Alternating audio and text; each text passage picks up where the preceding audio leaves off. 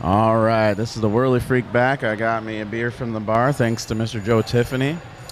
And we got a B division game. This is what do they call it? Like a semifinal or something. Or yeah, these are two undefeated teams. We still have some loser bracket. Let me go look real quick.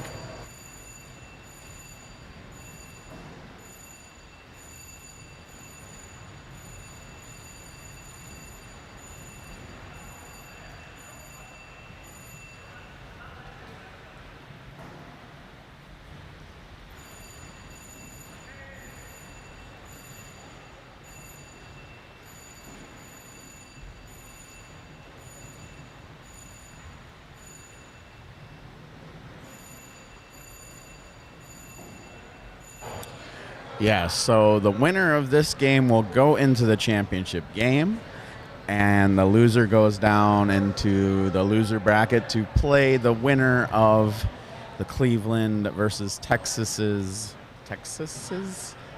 Men of Note, which is the Montgomery squad. This is Michigan in the yellow cars versus I can't talk when there's yelling going on. Texas Dad Bods in the red cars.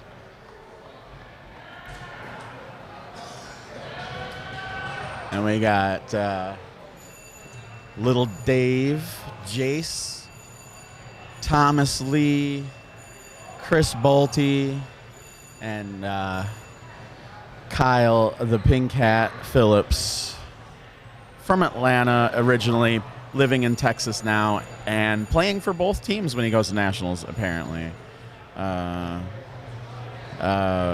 Yeah. Michigan team. Oh, my homies and sometimes enemies. Depends on who gets to the court first sometimes. We just, a lot of our practices are a scrambling of people. We kind of look at it quickly and say, does this seem obviously unfair, yes or no? And then we start playing. And so I've played with and against all the guys on the yellow squad. We got Andrew Peterson, a.k.a. Tall Drew. You want to...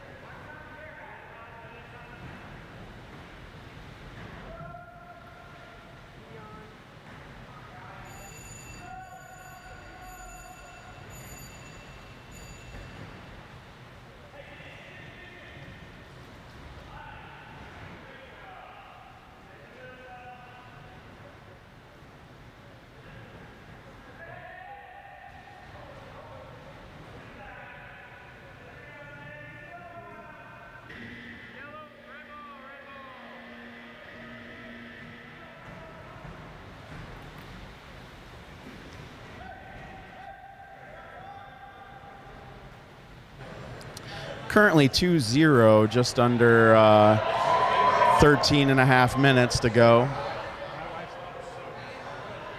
I was just chit-chatting. I'm sorry I missed the beginning of this. I was chit-chatting with James Gill. I figured y'all knew it was 2-0, right? If you're watching this.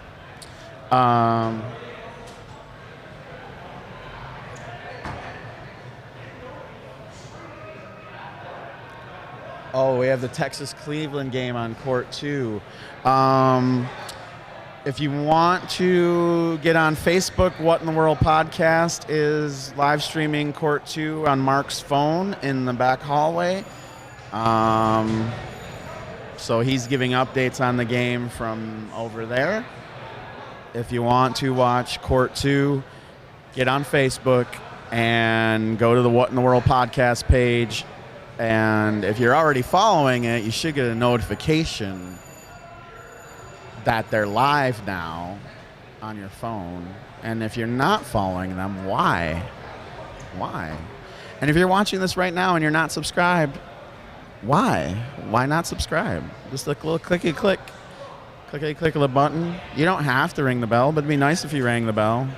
It helps the channel get shown to other people, and really I just want this channel to be something that spreads WhirlyBall to people who didn't know it existed. I always wish I knew WhirlyBall existed when the Flint Center was open in Michigan. West Bloomfield, I would have liked to have seen these places. All right, let's get into this game.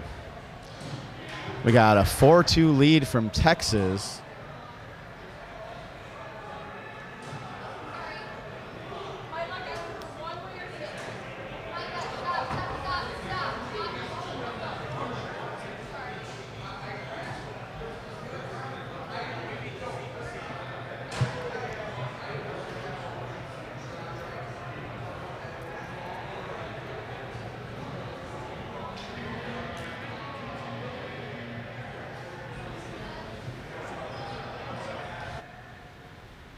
Oh, Kyle Phillips drills that one in. Kyle's quick. Tim in the key. We have a few blind spots over here. I didn't even notice that. Timmy getting pushed around by the big boys of Texas with the dad bods. Phillips with, oh man. This Texas team might make quick work of the Michigan team if they don't start producing here. We got an 8-2 lead from Texas Dad Bods versus Michigan Reloaded.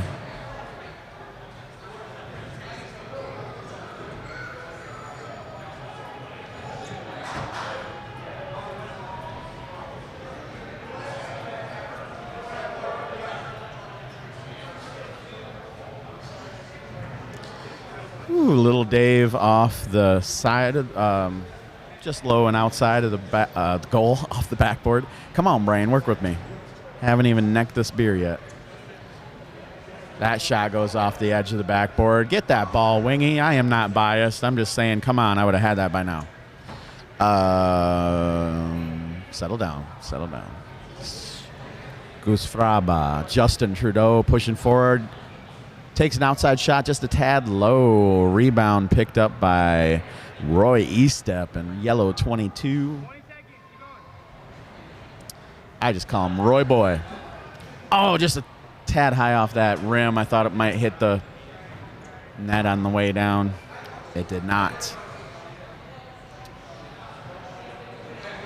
Texas team pushing forward. Kyle Phillips off the backboard. Yeah. Let's cool down that shot, buddy. Let's give Michigan a chance. Give them a chance. Not biased. I actually don't. Well, I won't say that. Let's keep it together, Gus. 9 minutes to go in the first half of this game. What happened? What's happening? Ref errors. They happen. It's players ref, and there's a lot of playing and not sleeping and let's face it, partying. It takes a physical toll on you. It's part of the fun. We're so We're so aggressive about this game. We just do all we don't care. We do all these horrible things to our bodies. I mean, we're driving around in bumper cars, for heaven's sake. Trudeau with the ball right in my blind spot. I cannot see. You guys can see all this stuff. I got this kind of space between the two windows. Shot off the backboard. Rebound caught by Chris Bolte over to Thomas Lee. 8 minutes till halftime. Score is still 8-2 Texas in the red cars.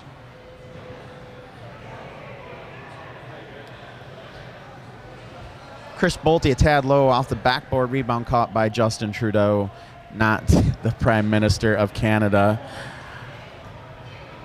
but a longtime Michigan player. He's from early Novi days, I believe. I don't know everybody's history, but he's been to a few old nationals and recent ones as well.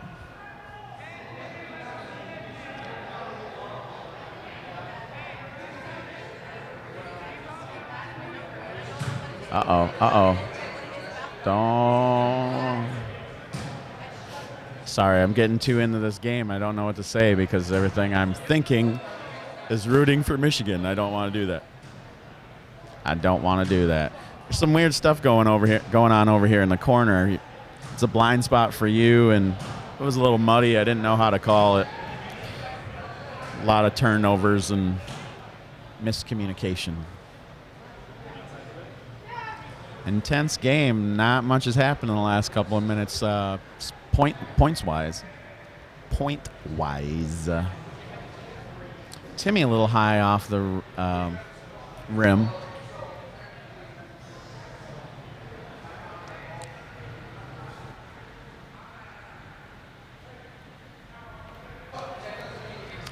Chris Bolte pushing through for a layup.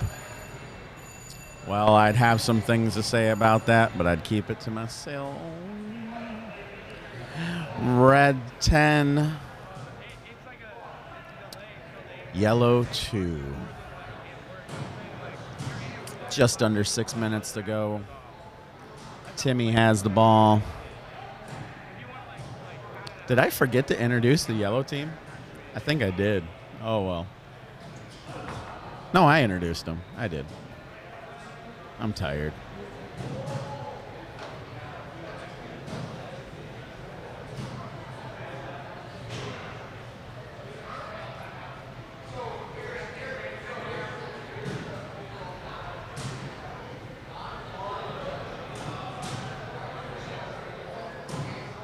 Kyle off the backboard. Roy Estep recovers the rebound. Pass up to Justin Trudeau. Texas has a pretty high wall here. Roy with the ball. Roy coming in around outside, cut off by Kyle Phillips. Roy shoots it off the top of the rim. Pass blocked by Tall Drew, as we call him, because there's two Andrews. But his name is Andrew Peterson. Don't call him Ross, even though they look kind of similar. Mildly doppelganger of Ross from Texas. Our big guy, Andrew Peterson. Chris Bolte with a goal there. It is 12-2. Michigan needs to start putting some points up here. We cannot go into halftime with a 10-point lead. Roy a little high over the backboard.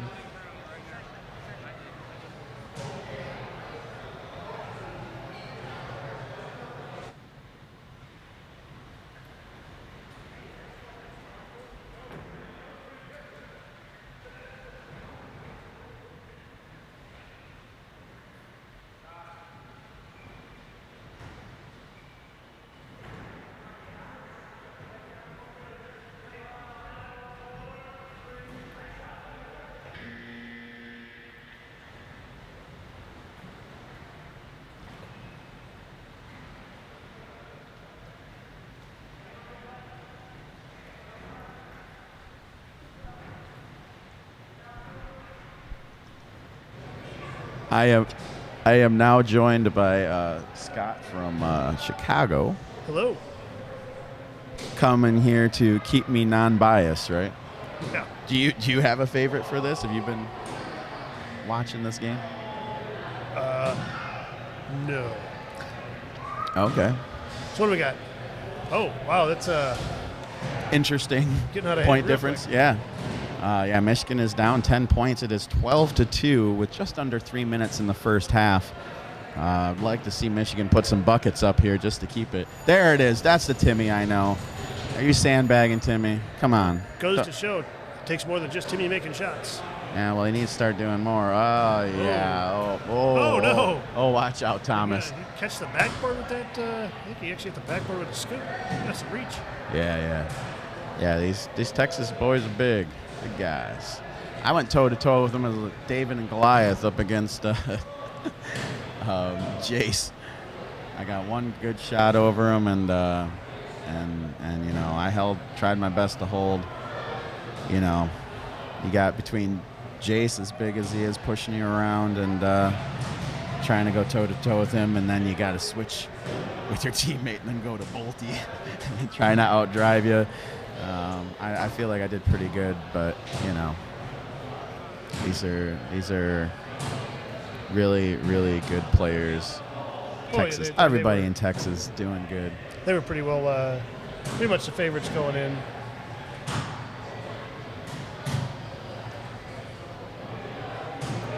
But the general talk around the center seems to be about Timmy a lot. Like, a lot of teams are trying to beat him, struggling to beat him. Nobody can beat him. You know. I mean, his shot's right up there with some of the tops. I mean, I lost to him at the Invitational. We all did. Not his team. We all did. Lost to him, not his team. Okay, maybe a little bit. They keep him in the key, Wingy. We swinging. him, and he shot 100%. I mean, that's my boy, Gilberto Santiago. He's got that's a name an announcer needs to yell. Rolls right off the tongue. Wingy thrown in there does not, or wings is kind of flows a little better. You put a little space in there. Timmy with another rare miss there. I like to do that when I'm in the ref booth. Like they do good plays. I like to do a little announcer hype yell. You know, Dan Serlin flows well. Dan Serlin. You know what I mean? I have fun at WhirlyBall. I mean, Zirkel. You can have some fun with Zirkel. Zirkel, yeah. You have some fun with that one. I guess in German it's pronounced more like Cirkel. Oh, okay. I don't know how to say it, but it's not like a Z, it's more like a TS. I don't know. I don't speak German. No sprechen Sie Deutsch. So it's 12-4 in the last seconds of this first half. We have 5, 4, 3, 2, 1. Oh, just under the buzzer. Ooh, just keeping that 10-point lead, 14-4 going into halftime. Whew. I need my bandanas I wore earlier. They're like a comfort blankie. I have to chew on it because I get stressed watching these Michigan games. I don't know why. In the second half of the second unlimited game, I was pacing around just like chewing ice and squeezing my handkerchief. Sure. I thought those went pretty heavily in Michigan's favor. What's that? I thought those ended up pretty heavily in Michigan's favor there. Yeah. I think the carts always help when you already. There. Now I have my Seattle, you know, my comfort blankie. We'll make it like Steven Tyler's mic stand. I'm gonna tie this to the mic stand. Everybody's gonna be like, "What the heck is Gus doing?" Well, I went 2 and out, and I need to relax. It's interesting watching the coaching and the differences, and the teams that have full-on pit crews, and some, you know, one guy comes out, and teams that chug a bunch of water, and some that have nobody come out. You know, it's always fun to watch. Well, you know, you're supposed to support your team in tournament, like have the water ready. So that's usually if nobody's getting water, somebody's not looking out for that team, and that's not right. Well, I tend to chug a lot of water because I sweat a lot, and I'm always really thankful for the Michigan guys that bring out water. I tend to do a lot of water boying when it's my turn to do it. Oh yeah, I was hauling for Chicago there during the last ones. I like to go give water and fist bumps, but I never really give advice. I let the coaching be for the people out there for the Michigan side. What do we got over here? Texas just won. You know.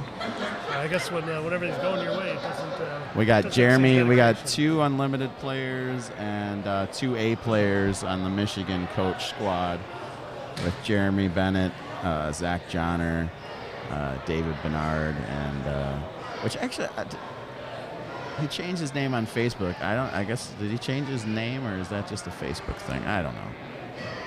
You're asking the wrong guy. I barely remember my name most days. Oh, and Austin Willis, he's just kind of hiding just shy of my blind spot in the window. Okay, looks like we're shooing the coaches off the court. Almost made up a new word there. Barely talk right now. That's why I invited Scott over here, so I can shut up for a second. Are you killing younglings? Younglings? Younglings. This is actually my first one. Don't try to take it easy, even though I don't have to play tomorrow. I went a little heavy with free beers given to me on Wednesday. Ah, gotcha. Or was it Thursday? It's all a blur now. I don't remember. Means you did it right. And I've passed up a lot of hanging out in the lobby. It looked like fun, but I just had to go right to my room and charge batteries and transfer files first. And most of the time that means going right to bed. But last night I did it differently so I could come down and hang out with people. So I guess the question then becomes, is the best Nats the ones you really remember or the one you never remember? it's tricky. It's a little bit of both, I think. Not much has changed point-wise yet. We've got, just shy of a minute into the second half. Timmy looking to do his thing. Yeah, Timmy's trying to find a spot. Oh, oh boy. Try not to get excited. Okay. Well, Right Texas back answers back. We got to stop them, boys. We got to stop them.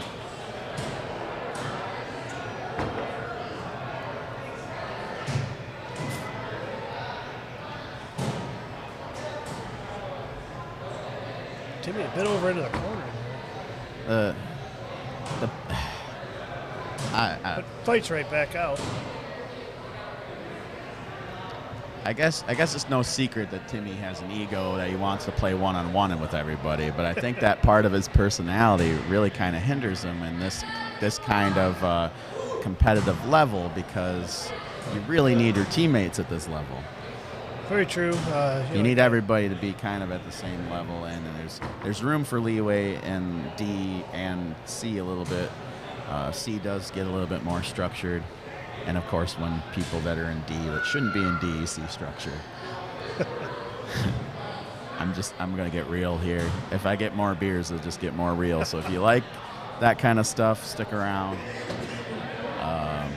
I will gladly turn over the mic if I see a Noah or a Steve. So everybody knows they're the stars of the show, and I'm the guy behind the curtain. That's my favorite job.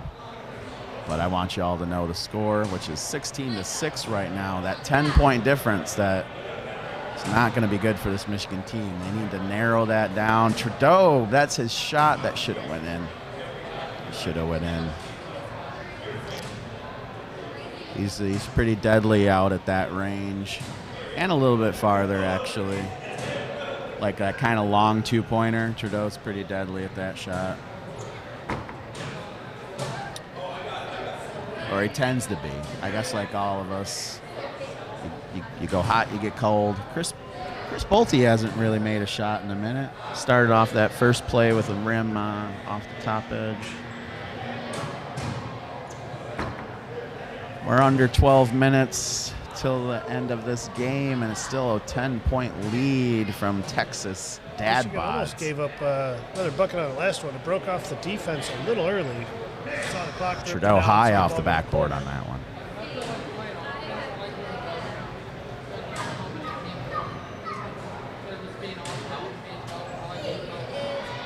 still trying to identify which set of carts is better. It seems to be pretty fluid throughout the tournament, and even today. Ooh, another 2. That extends that lead. I looked down. I looked down at the equipment and missed who shot that. And not my equipment. Oh, no, it is all. Man, I dug that hole. It is my equipment. Tim putting in a bucket. Now we need to stop him. We need to stop her here. I am not biased.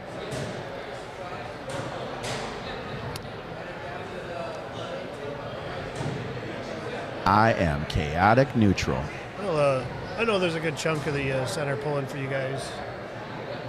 Oh, yeah. There's always Michigan fans. Everybody likes the underdog. Texas has been pulling really hard the whole tournament.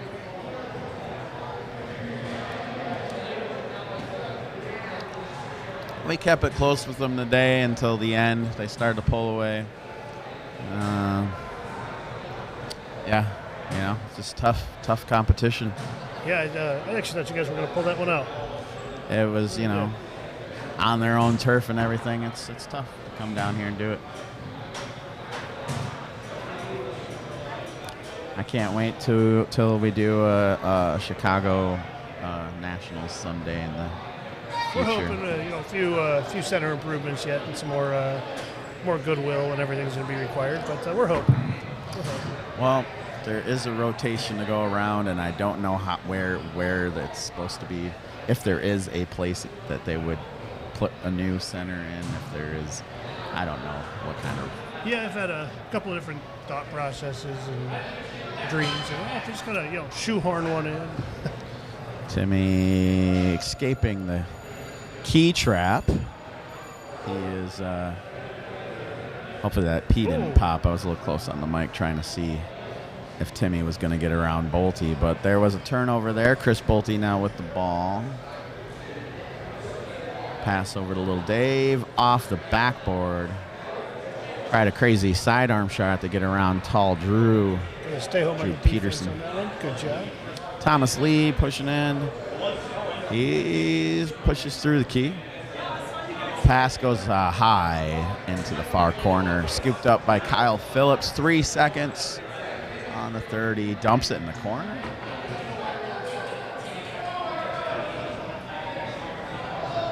Not a bad move. Always buys your defense a little extra time.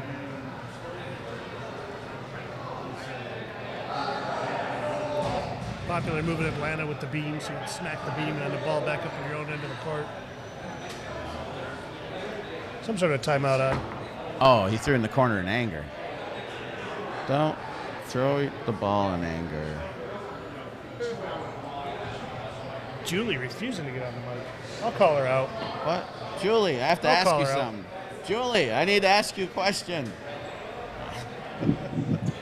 When they're not lit, it means it's muted. Oh, crap. You got to keep them company. I got to see why the internet's not working, but keep talking. Once again, they're in a timeout. So the coaches come out, do their thing, throw a little water, throw that knowledge down on everybody.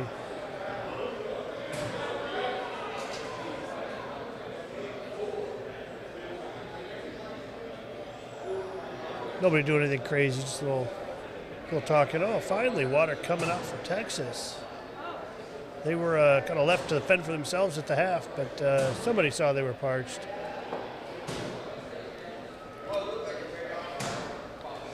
But Jeremy, I'm trying to impart just a little bit of his expertise over at the other end of the court. See if he can make up that, now 12-point difference with 8:30 left. Yeah, Texas really starting to pull away. Too close, too far for comfort. Wrong phrase.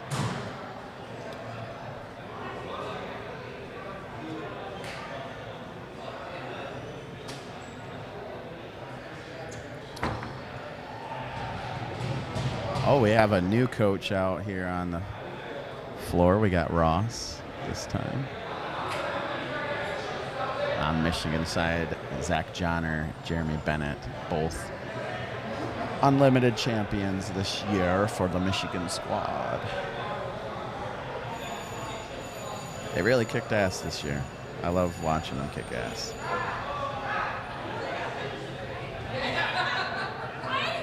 Any play at the top level is always exciting. When you can take a little pride in the home center and realize that any win at the center is really, there's a product of a lot of people involved, not necessarily just players, ooh, break through the wall, but the pass gets broken up.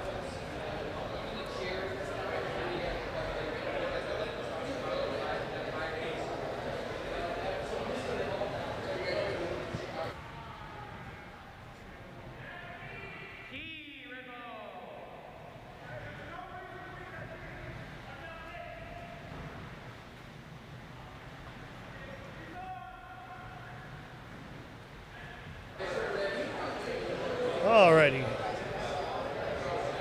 Rolling around. Screenshot from the corner is good. With the big cat. Taking the ball down, coming end around. Gotta watch that end around. Take you out here. That's been a common play this entire tournament. A little bit of disparity between cards. Really opens up those end arounds. 22-10 with 7:20 left in the game. Michigan needs to start putting some points up and stopping this Texas team. Yeah, put them up. Put them up quick. Oh, backside. There we go. There we go. Gilberto Santiago. I don't want to like break anybody's headphones at home or anything. I don't want to get too wild, but I do like watching Wingy play. He's an old school Novi buddy of mine. Roy boy, stopped that last time. I am not biased. Come on. That'll shrink that lead down. Let's keep this going. 22-14 is the score. It is 64. Oh, might be giving this one right back. No. 40 left. Brain is not functioning right. Just bricks that one a little bit, fires it a little too hard. Trying to get over the center. Thinking. Nice high shot. That's 2 points.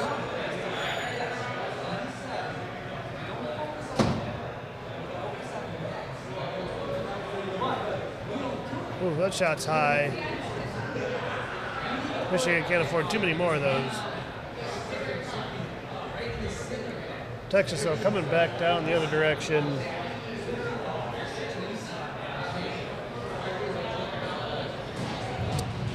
For the people watching at home, both the B and D division tournaments are still going, I believe. So we'll get back to the D division. Well, that's definitely not going to help Michigan's chances. It's going to almost wrap it up. 26-14, 5.5 minutes left. Yeah, at best you're thinking 10 or 11 Kyle is possessions. pretty hard on keeping on Roy there. It's that pink hat, man. It's pretty intimidating. Tough guys wear pink. Timmy realizing things are getting desperate, taking some threes. Yeah. 5 minutes left to go, though.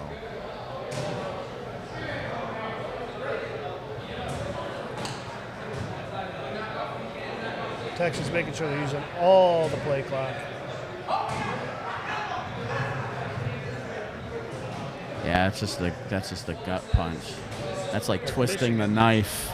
Michigan trying to double float, maybe a little late for it. 4 minutes and 40 seconds left to go. 26-14 is the current score. Andrew Peterson scoops up the ball. Pass to Roy Estep. Estep circles around. No, he didn't like that look of Thomas moving in. He takes, Nice long two. long top of the key type of shot, I would say. Maybe for Welder and Novi. I don't Yeah, there's the extra half weld here. Yeah, the space throw some differences counts throw me off. 4 minutes to go. 26-16. Back to a 10-point difference. I don't know exactly what happened there. Oh, Timmy blocked. Come on, Tim. But Come on, Tim. scoops Come up on, his own Tim. rebound. Settle down. We got time on that clock. Come on. Usually not wise to try to shoot over a goalie. Wow.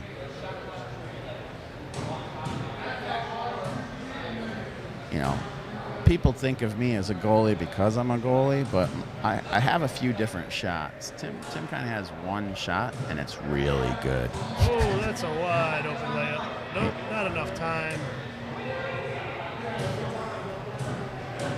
Tim blaming the ref for the 30 clock.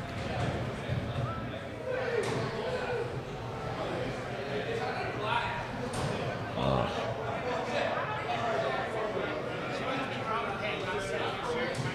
I think Texas content with taking a knee on this one.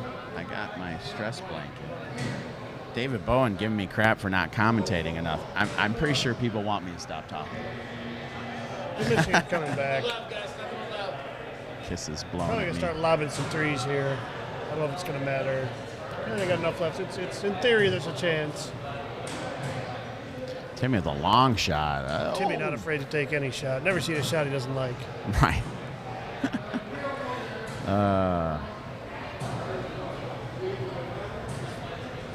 2:25 left in the game. 26-16 is the score. Texas Dad Bods over Michigan Reloaded. All right, I'm due up to back Coach. up the Chicago team, so I'm going to leave you to your vices. Yeah. I got them all right here with me. Thanks again, Scott, for keeping me company. All right. We're under 2 minutes now. Still the 10-point spread here. Kyle Phillips with the ball. Looking all purdy with his pink hat. Pass to Jace. Oh, bobbled. Oh, no. It's a bobbled ball. Thomas Lee scoops it up. Trudeau thinks something Thomas said was funny, which he's a funny guy. I'm sure it was clever. All right. Andrew Peterson throws it up to Roy. Come on, Roy. Fire a three. Hit that three. Oh. Kyle's going to fire a three and say, eat it. Oh. It was very similar to Roy's shot, I'd say. Just over a minute. Yeah, man, that's my goalie because, man, that's usually the shot we're given. I mean, a little late in the game now, but just want to see some more goals, man. Tighten it up.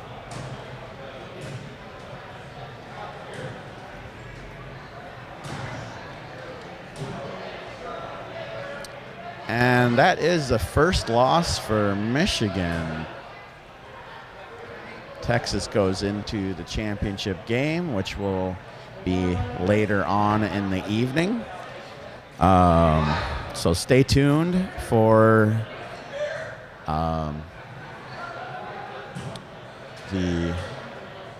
Actually, I don't know what's going to be on this court next, so I shouldn't get too ahead of myself. I would assume... No, I don't know what they do here, honestly. When it comes, it's not my department. Schedule is not my department.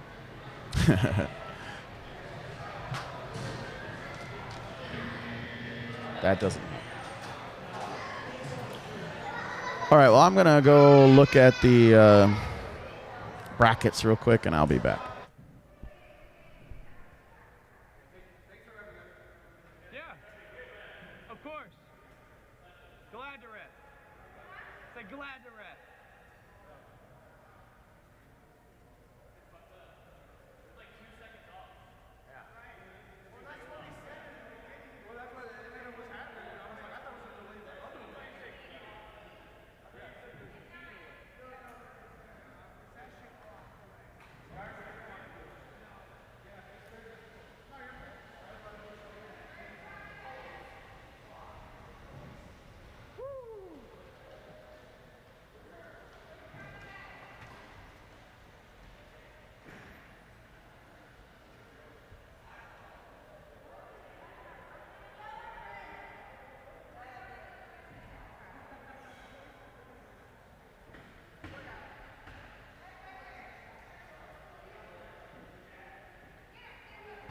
All right, so we're back to the D division over here. I don't have the results of Court 2. Maybe I should go over there. Hold on.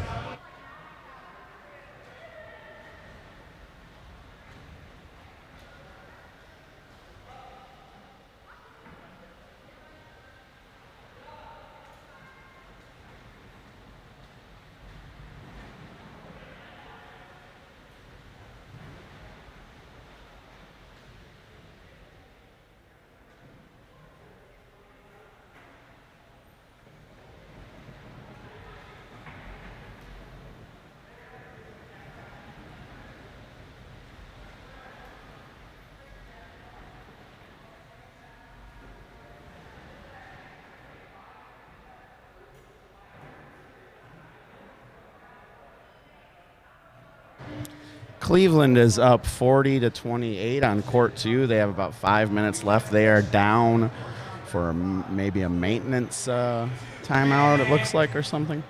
I was just over there really to look at the score, but they were stopped for some reason. So that game is almost wrapped up. Looks like the Cleveland victory to me. I don't know. So that would mean that next game would be a Cleveland versus Michigan game, which will be exciting. But that might end up being on Court 2. Or it might not. I don't know. Actually, that's probably on Court 2 because it's a loser bracket game.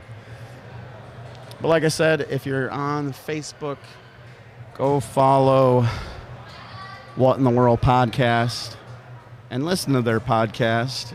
My girlfriend and I like to listen to it like when we're eating dinner. If a new episode comes out, I got to try not to listen to it at work if it comes out early in the day. And that's a good time. I like listening to Noah and Steve and Mark talk about stuff, whether it's their leagues or talking with their guest about whatever. It's all good. But yeah, I derailed a little bit there. If you follow them on Facebook, you will get notifications when they're live. Live streaming on Facebook, sometimes it cuts you off after like 3 hours. I don't know. It's been a long time since I've live streamed on Facebook, so they might have changed things. But there's a reason why I used YouTube initially, just Facebook at the time. This is years ago now, actually, but at the time, Facebook wasn't that good for video stuff as far as this kind of stuff goes. I mean, we're here for just like hours and hours and hours. Having Facebook kick you off after 3 hours would be pretty freaking annoying.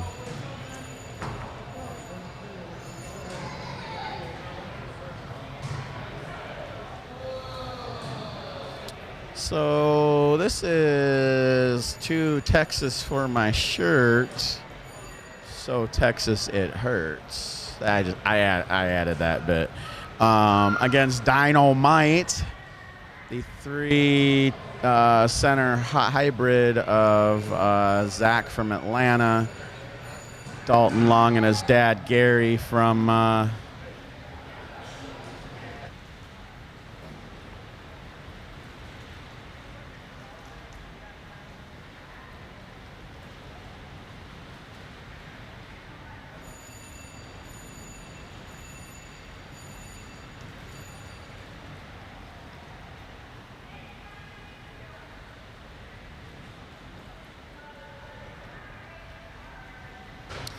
Thomas Lee trying to recruit me for reffing there. I got cut off. I was introducing the yellow team, which is the two ladies from Texas, Angela and Tanya.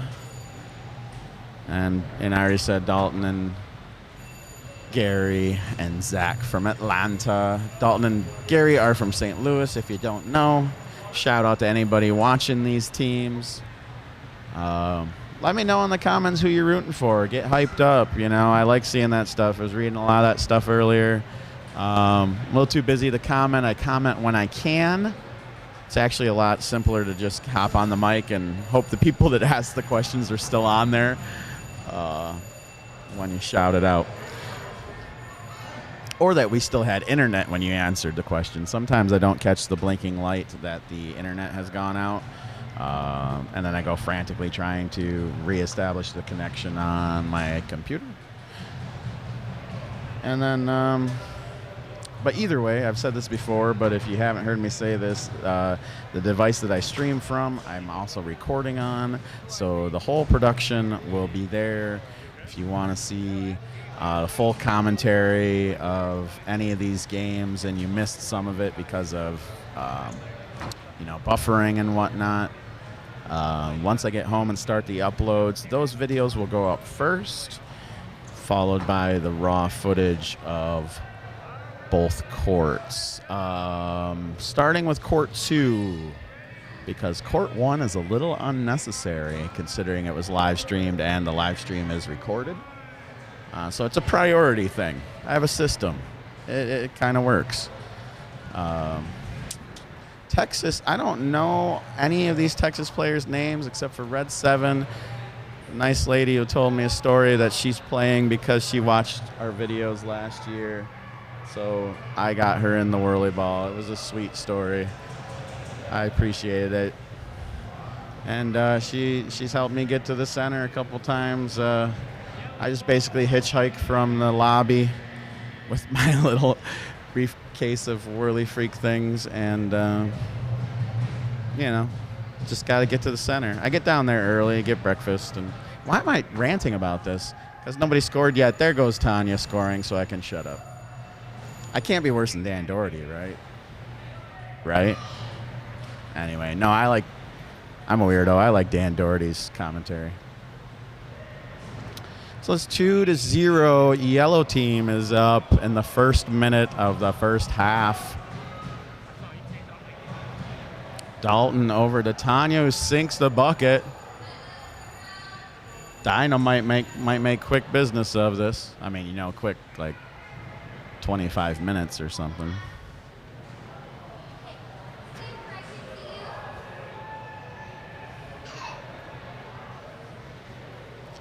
I really rounded down. That was like 28 minutes left, but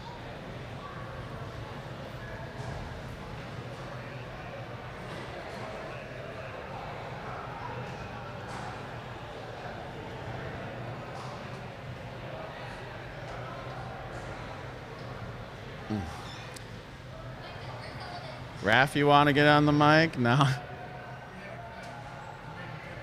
Huh? Oh, I didn't need it. I'm going to pause the mic. So.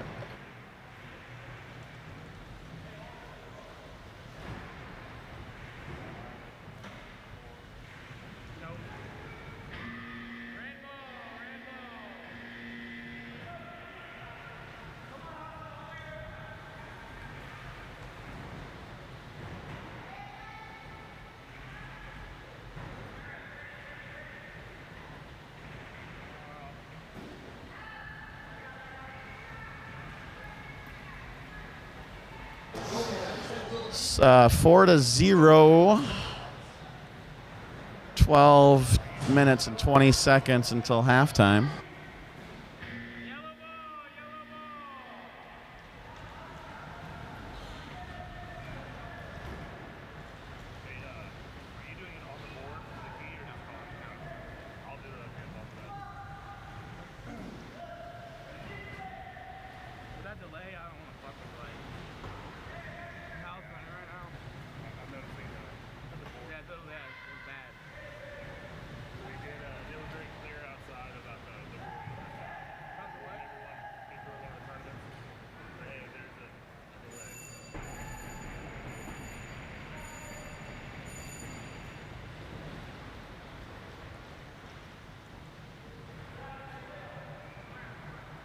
Texas putting 2 points on the board there, keeping it close. 4-2 is the score. 11:20 to go in the first half.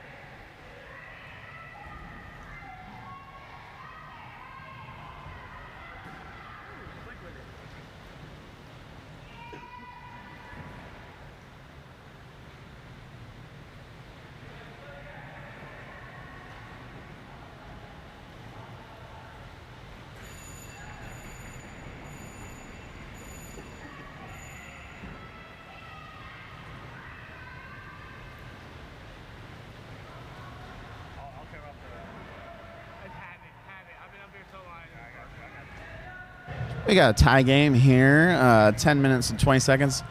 Noticing a pattern. I seem to be chiming in every minute at the 20-second mark. Raph agrees. He's too shy to talking to Mike, but he concurs with a head nod. Blocked shot there and a turnover. Pass to Angela. Angela pushing around, trying to get a layup. A little high off the backboard there. Red 21 pushed in the wall.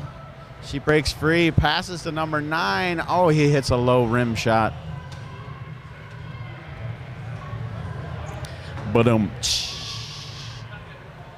Oh. Loose ball there, scooped up by Dalton Lung, yellow 22.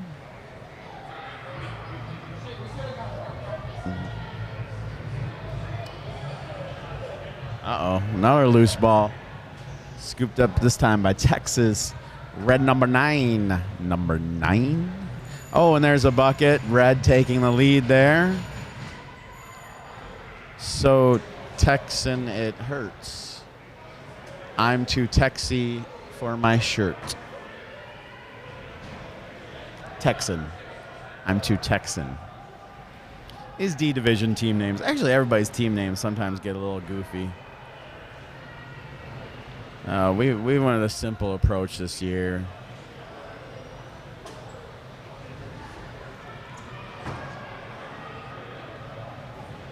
Red 9 off the backboard. Pretty close game, 6-4. Nobody seems to be overpowering yet. Oh, nice shot just off the right side of the goal.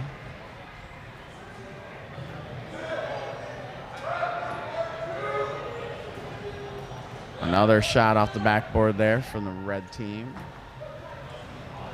Pass to Tanya in yellow 6, making her way down court.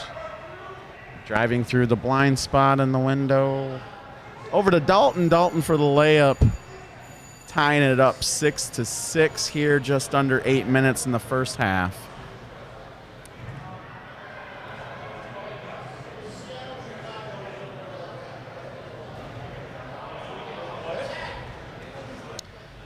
Zach recovers the ball. Pass to Tanya. She's trying to get around red 17. Shoots it off a low rim. Rebound recovered by Gary. Bounce pass got away from Dalton. Come on, Gary. It's normal passes here. People like bounce passes. They look cool. But really, imperfections in the floor can really change the direction of the ball sometimes. Some people are really good at it.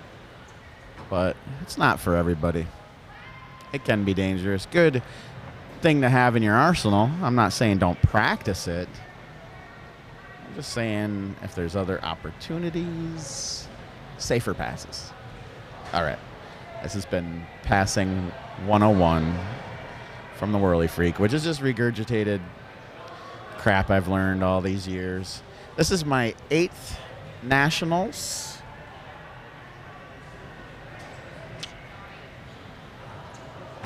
It's been a really fun 8 years, but I practiced with the Michigan club like a year and a half, not quite 2 years before my first Nationals. And also learning to run leagues, being trained to work at WhirlyBall Novi. We're tied at 6-6 with just 15 seconds over the 6-minute mark in the first half. Pass blocked.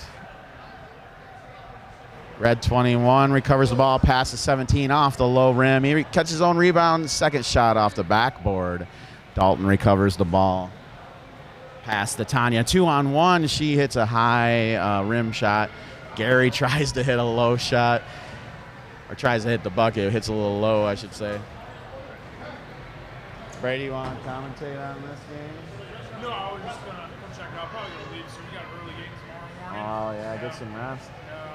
I'll be watching. I'll probably be, well, it depends on what the other guys are doing. Yeah. I might not be on the microphone if they're, I will gladly not be on the microphone if somebody else wants to do it. There's a bucket for the yellow team, 8-6. Whew, and it is warm over here. I do like to walk over. They have this big, like portable air conditioner. I believe Snowy rented. Oh, there's a bucket for red 17, keeping it tied 8-8 with just 5 minutes till halftime.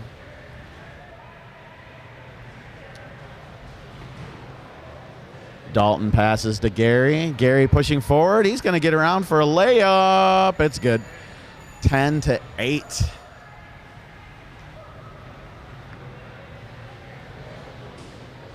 Red team pushing forward here. Red 17 with the ball.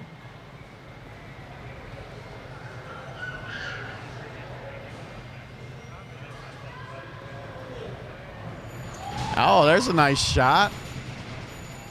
High top of the key screenshot there. Pretty good, pretty good, pretty good. 10-10, man. They're keeping this one close. It's like 2-point lead, tied up, 2-point lead, tied up, back to back. 4 minutes to go, 10-10. Low rim off the backboard.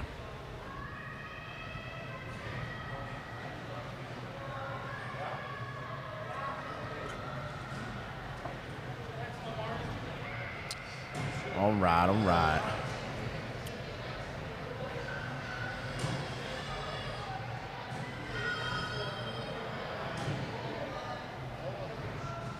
Shot off the backboard there from number 9. Number 9. Zach in the yellow 2 car, making his way across center court into yellow territory. That's how I used to party, ref. I don't know. I do enjoy commentating. I'm just really tired right now, and the brain is foggy from the lack of sleep. All right, I'll shut up about that. I've said that already.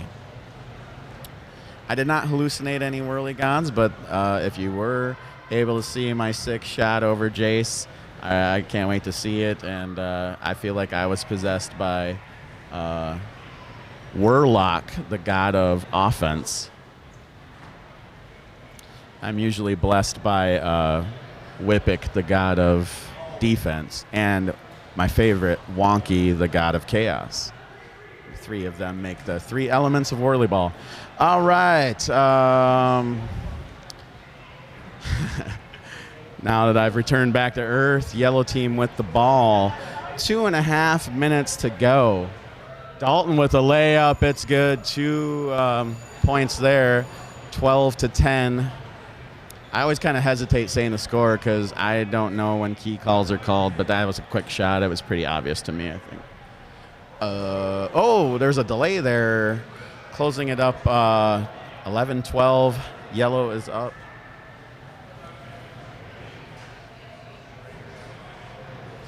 Shot off the backboard from red 21. Rebound recovered by red 17, moving in. Passes to number 9. He shoots it high off the backboard. Yellow 2 is able to get the board. I may be starting to lose my voice, too. What's up, Jarrett? You tired? Yeah. You looking good out there, though. Thanks. Looking real good. I did not mute the microphone to say that. My buddy Jarrett Doby's over here. You want to get on the mic and commentate on this, or are you too hot, too sweaty? Go get in front of that air conditioner. I envy you. All right. Yeah, let it fall in your car. If the ball bounces into your car, you can pick it up on your scoop. But if you catch it in the air before it falls in your car, that is a handball. For those of you out there that may be watching and don't know the rules, that is what you have to do. Yeah, that. Ooh. Raf says key. Did they say key? Dalton's going to have an open layup there because of that. Oh, defense got on his scoop and stopped that shot. Still an open ball there. Gary goes to scoop it up. Yellow team managed to keep possession there. Angela with the ball. Dalton coming to try to help her out. Gary goes through the key. Yeah, Angela a little high off the backboard there.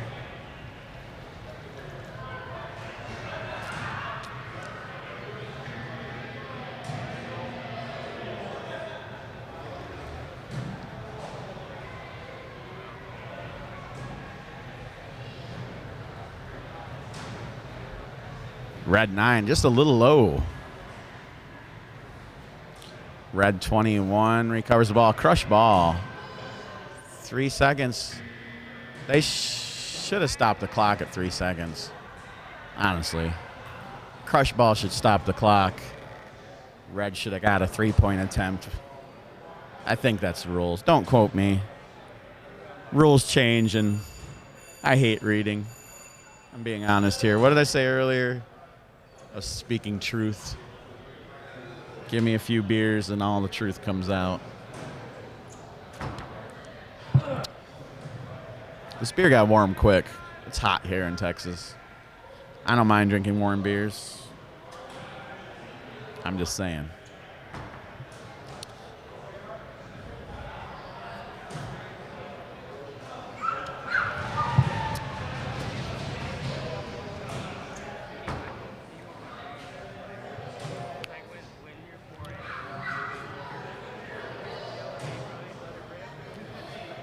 Oh, I'm going to take this halftime time to do one of my paranoid walks to make sure that the GoPros are still running and maybe hit that air conditioner. I'll be right back.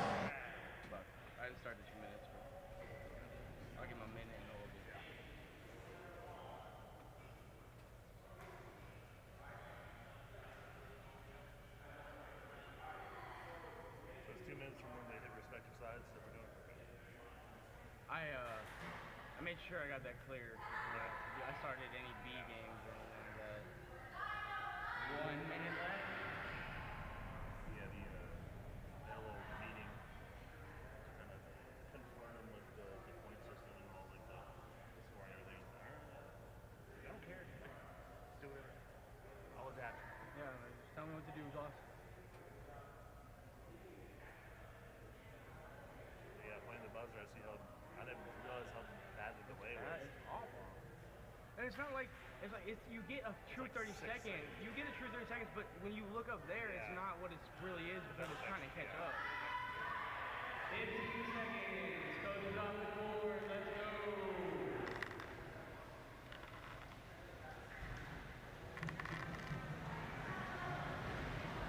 Want to see their Bods explode? Yellow ball. No. I don't want to start another round of bitching. What's up? I said I don't want to start another round of bitching. Yeah.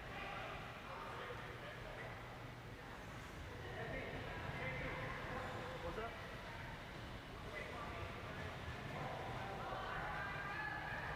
All right, let's go, let's go, let's go. Yellow, are you ready? Red, are you ready? All right, game on in 5, 4, 3, 2, 1.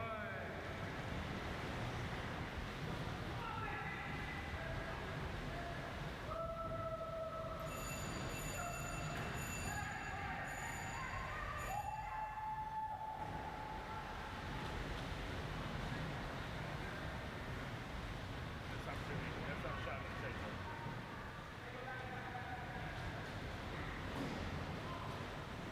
I wish they trusted Beth a little bit more.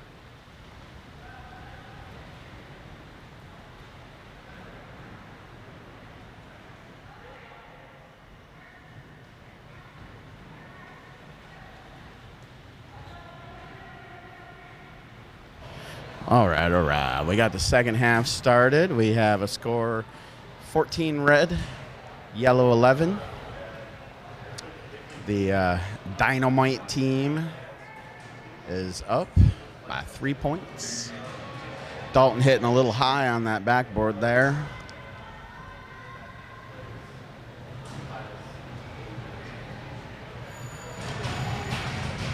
Yellow 6 with the goal.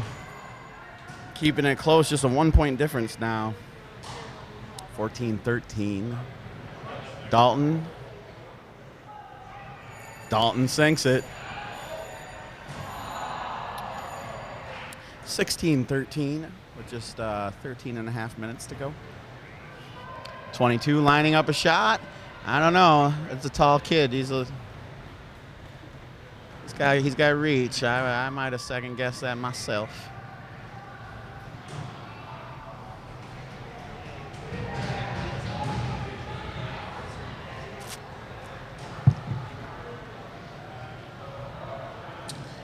Right. 13 minutes to go. It's still 16-13. Dalton with the ball. Pass to number 9, which is Tanya Biggs from Texas, I do believe. Sounds right to me. My brain is fused.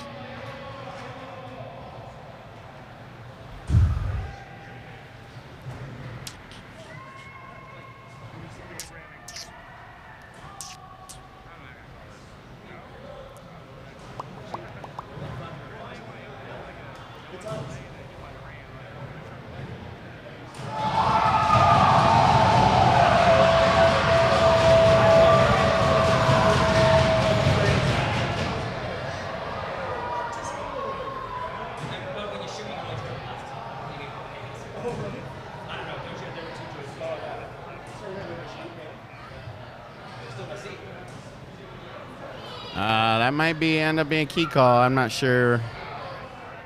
Either way, intercepted pass. Under 12 minutes with just a 1-point difference, 16-15 here in the brackets of the D division. Is this a winner bracket game? I think it is too.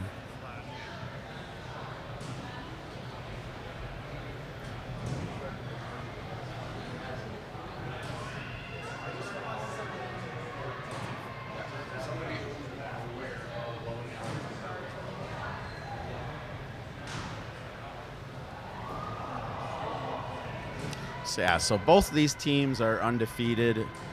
Winner of this game moves up. Loser goes to the loser bracket. Double elimination here on tournament day. For those that don't know. I don't know why you wouldn't know that. Shot off the backboard. Yellow 6 recovers the ball. Current score is 16-15. And Dy-No-Mite is in the lead.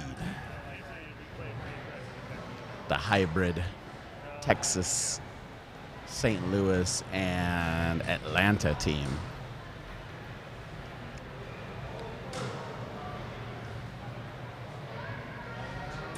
Tanya off the backboard.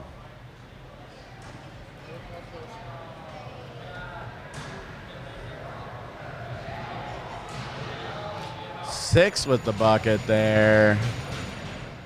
Texas takes the lead, 17-16 now.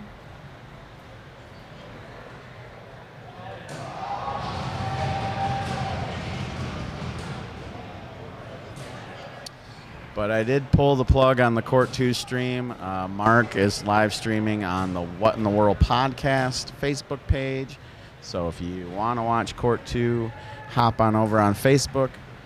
Type in What in the World podcast. Follow them if you are not following them. And ask yourself why it took you this long to do it. Pass goes high over Dalton Lung.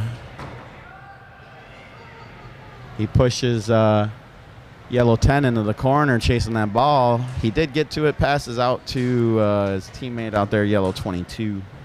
He's pushing forward.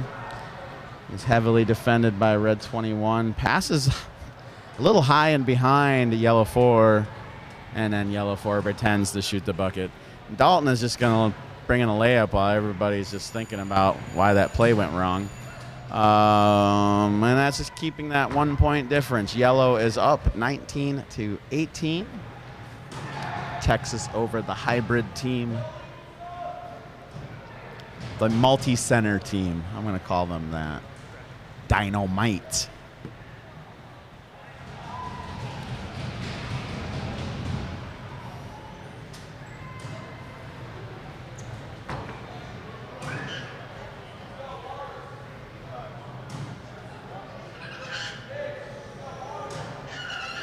Tanya off the backboard.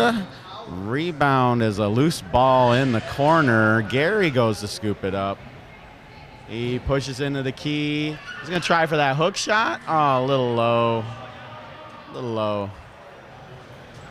I've seen Gary make that shot. That's why he goes for it. They do that in their party mode kind of thing. Their center demolition ball, which was basically WhirlyBall, shut down some time ago, and they play this thing. I want to say it's laser sport or it's cyber sport. They have a laser tag there or something too. A lot of WhirlyBall places have laser tag as well. Seems to be a thing. Give people multiple options. They will come have fun. Oh, that was a kind of crazy pass. I like it. I like that. That shouldn't have worked, and it did. That was very Texan. I'm too Texan for my shirt. There's a goal. 21-18 with just over 7 minutes to go. Tanya keeping it close again. 21-20 yellow.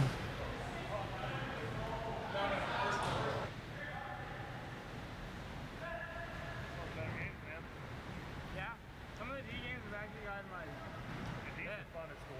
their first game. Shot goes high over the backboard.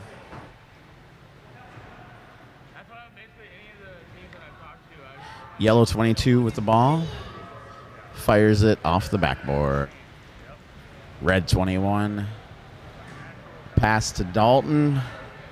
Dalton pushes forward, looking for a pass. Pass over to Gary. Gary's going to take a shot. Now he passes back to Dalton. A little fake out. Pass intercepted. Dalton definitely wanted to feed that ball to Tanya. She's been shooting good. But the pass was intercepted. Just a smidge over 6 minutes to go. 1 point difference in this game. Keeping it tight, keeping it tight. I don't want to jinx it, but, you know, this game could, you know, go into overtime. I shouldn't have said it. But with that 1 point difference, it's not likely. Not likely. As a referee, you always hope for a team to be like ahead, so you have less stress. Dalton taking the lead back. 22-21 now, Red.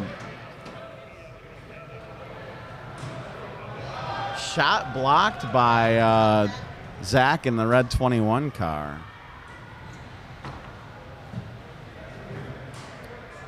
Close game. Just a little over 5 minutes to go. Angela looking for outlet pass. There is an interception, yellow 10. Pass to 6, got away from her for a second.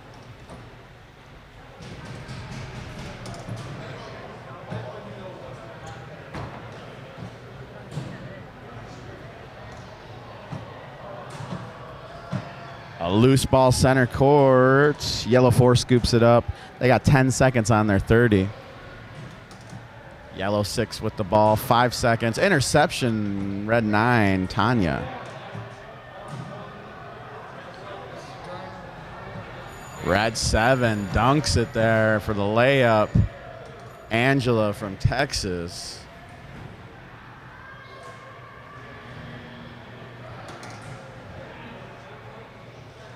And right back to defense. She's a wild one, man. She's all scoring, back to defense, man. Crazy. 24-21 with just over 4 minutes to go.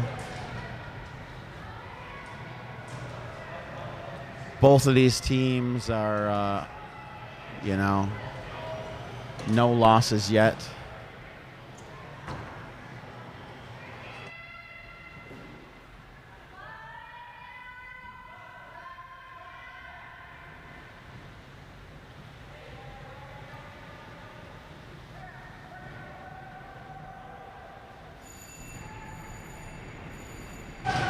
There's another goal for yellow, keeping it close, 24-23 red.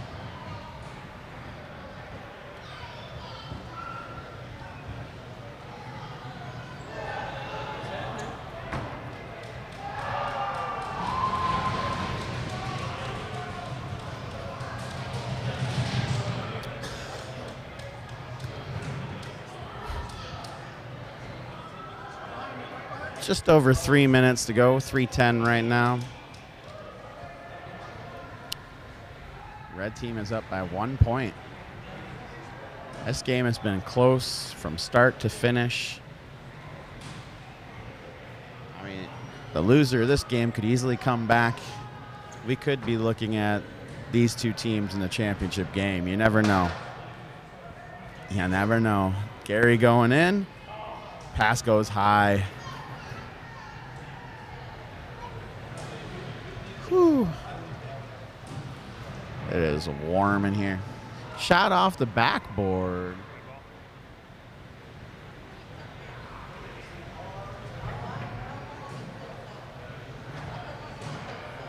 Red 5 is Gary Long with the ball. Pass to Dalton.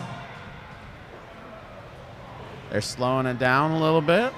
This close game. I wouldn't slow it down necessarily. That's an obstruction. That's an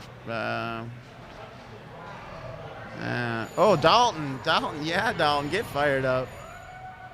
Pulling away a little bit. Just a 3-point difference now. Still tight for under 2 minutes because there goes yellow answering back.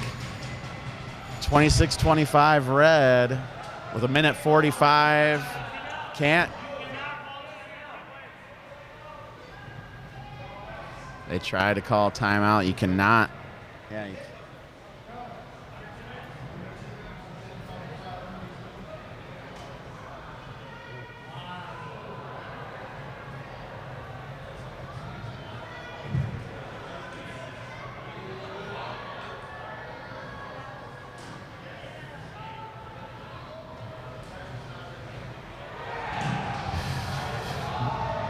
Yellow 6 off the backboard.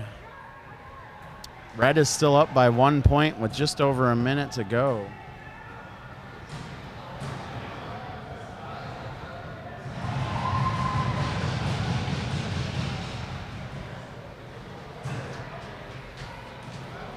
$50 seconds. Gary Long with the ball. 15 seconds on Red's 30. Dalton shoots it off the backboard. Yellow 22 with the ball.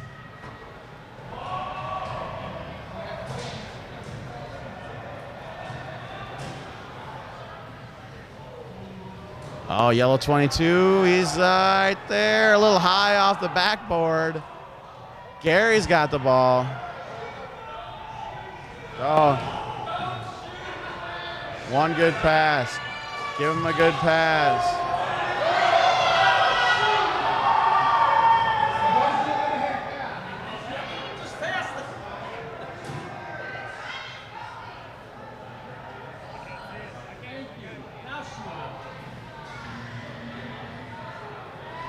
Oh, man.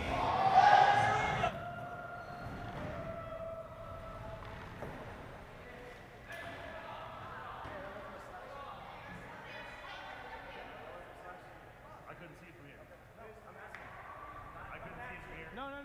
We could not see it, so we did not call it. And that's what we could not see it. Man, I understand, but from here. Final score on that game. We did lose internet, so you might have missed that. I don't know how many drop frames we get. If we lose the internet too much, the cache on my system gets full, and then there's nothing left to, keep backed up to minimize buffering. Right now, it's climbing down from 50%, trying to catch back up.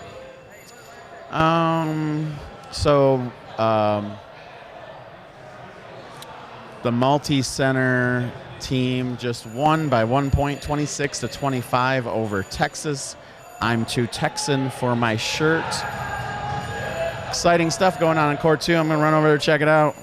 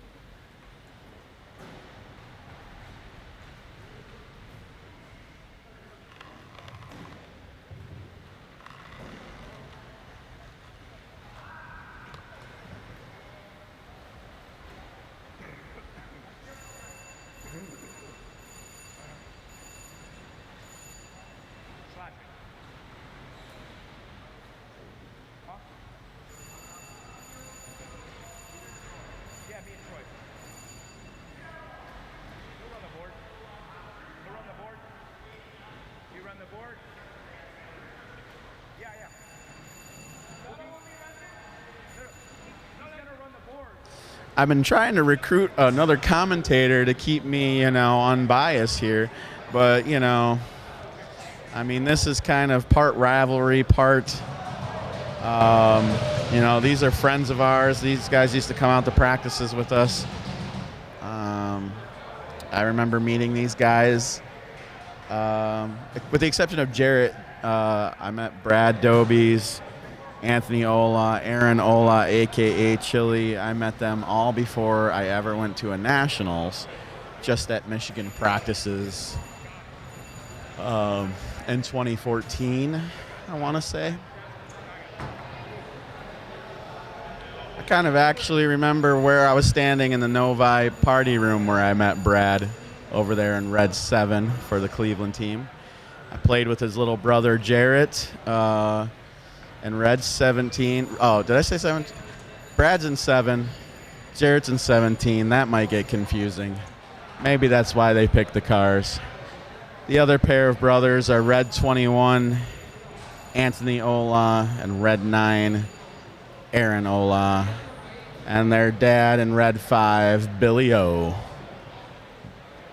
This Michigan team, we'll start with closest to me, Roy Eastep in yellow 6, Tim Austin in yellow 4, Gilberto Wing Santiago in yellow 2, Justin Trudeau in yellow 22, and my defensive man in arms, defender. I lost it there. It was not beautiful, but it was heart-filled. Andrew Peterson, a.k.a. Tall Drew, because we do have 2 Andrews in the club. My teammate Dan Serlin's son is Little Andrew. He's older now, but he's still little. I remember Little Drew playing when he was really little in Novi leagues. Just a little kid. Austin was kind of a kid when I first met him. But it's weird when you meet people younger than you, but you look up to them because, Austin and Carlton, all those guys, they were in Novi leagues, and they were kind of an unbeatable team. I mean, they really were. And David Bernard and Wingy and Andrew Peterson, they were a team that, came in and then they tried to beat that team, and to us, they were also an unbeatable team. Now I'm reminiscing about Novi leagues. Here we go. This is about Cleveland and Michigan B Division. This is an elimination game, man. Somebody loses this, you're going home. Well, not tonight. I mean, you can go to the hotel and go to bed, and I'll be super envious of you. Actually, there'll probably be dinner trips and bar trips and all that stuff. Jarrett on the outside, off the rim. Loose ball rolling towards center court. Anthony gets a hold of it. Long shot, landing right side of the goal. Of the backboard, rather, even. Oh, there's a goal from Tim.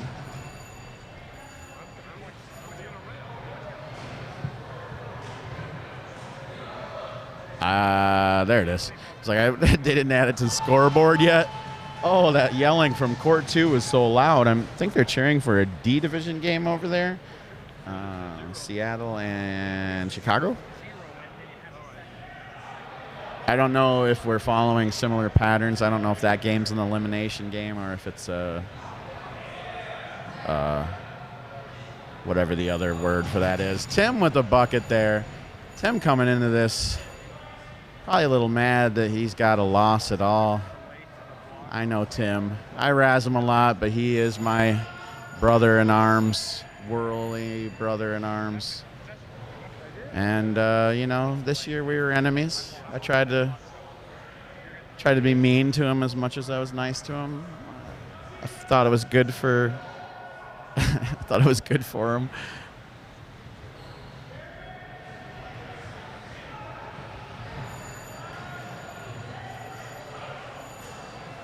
Tie game now, 4-4. 13 minutes left in the first half.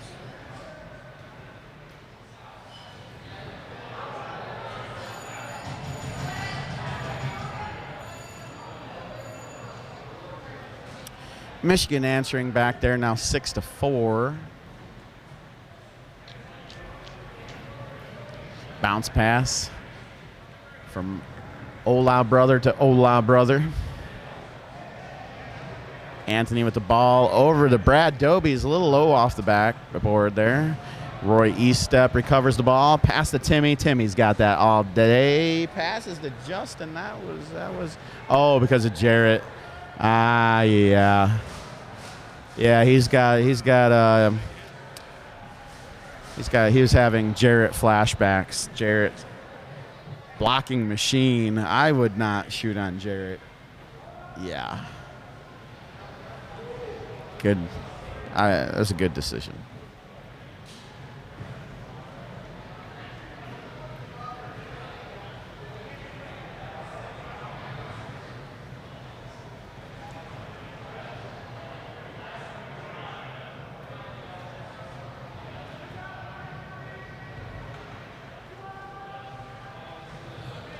Billy O in the key.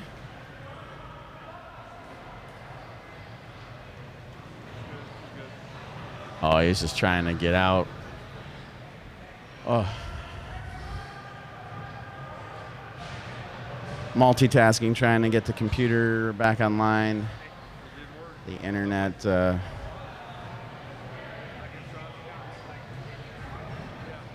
Every once in a while I get booted off the system. Cleveland keeping it tight there, 6-6 here, tie. I guess that's as tight as it can get. Roy Eastep draining a layup there, putting Michigan temporarily in the lead because Brad Doby's with that shot. Tim with the ball for Michigan in the yellow 4 car.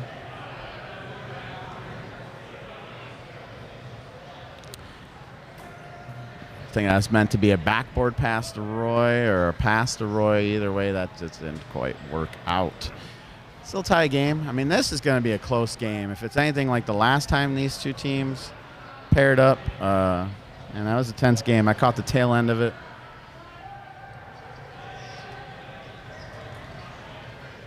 I tend to get a little stressed out watching full games. I ain't gonna lie.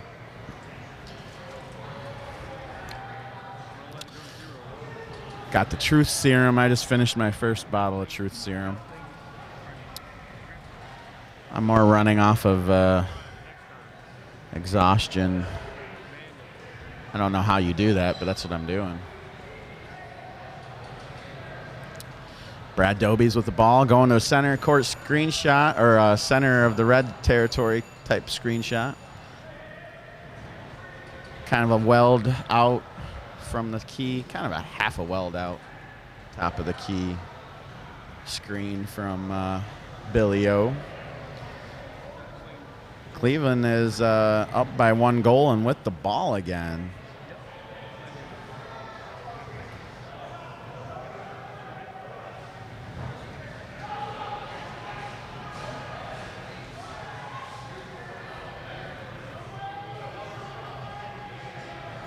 There's a goal for Brad.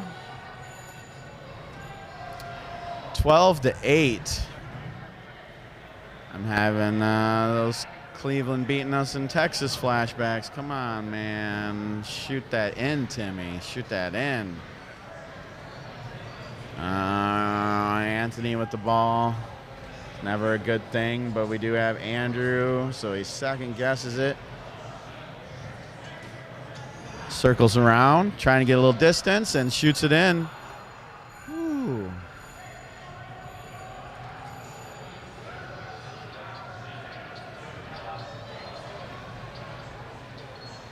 (14-8). Cleveland starting to take the lead here. Michigan needs to answer back soon. Anthony a little high off that one. Rebound caught by Billy. Over back to Anthony. He's going in.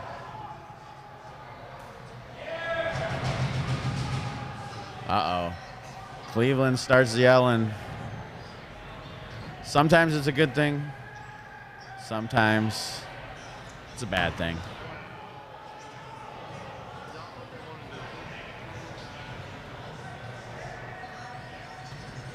Clint getting naked. And Red pulling away here. 16-8 right now. 7 minutes 35. Michigan putting in a bucket there. 6-point lead now for Cleveland. 7:27 to go till halftime.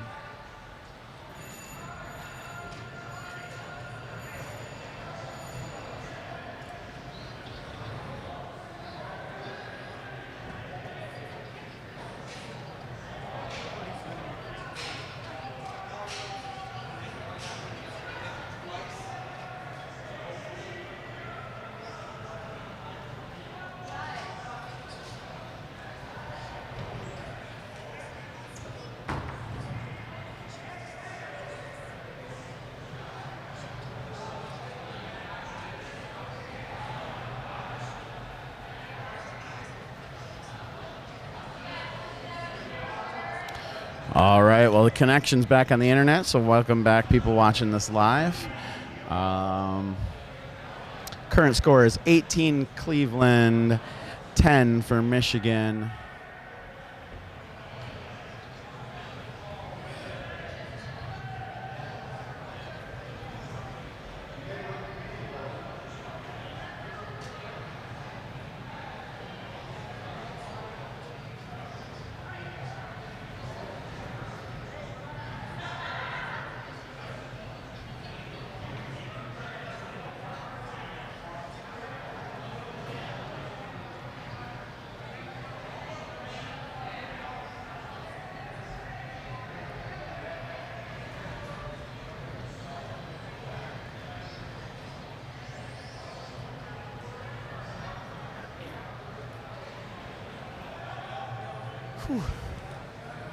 Still 18-10. These two teams, you're not going to see a lot of. I mean, these two teams are going to keep it close. I would hope. We're not going to see any big point spreads. I would be surprised by that. Shot off the backboard from Chile.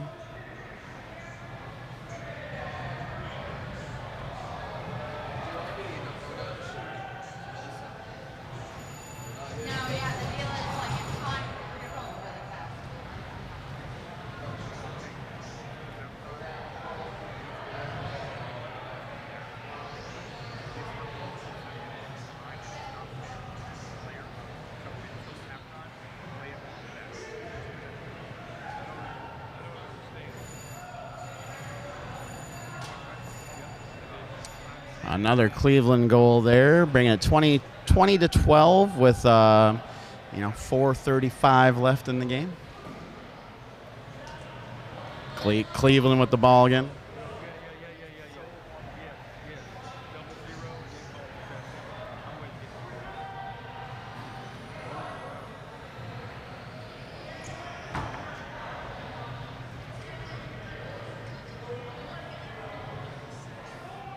You want to hop on the mic and keep me unbiased? Another no.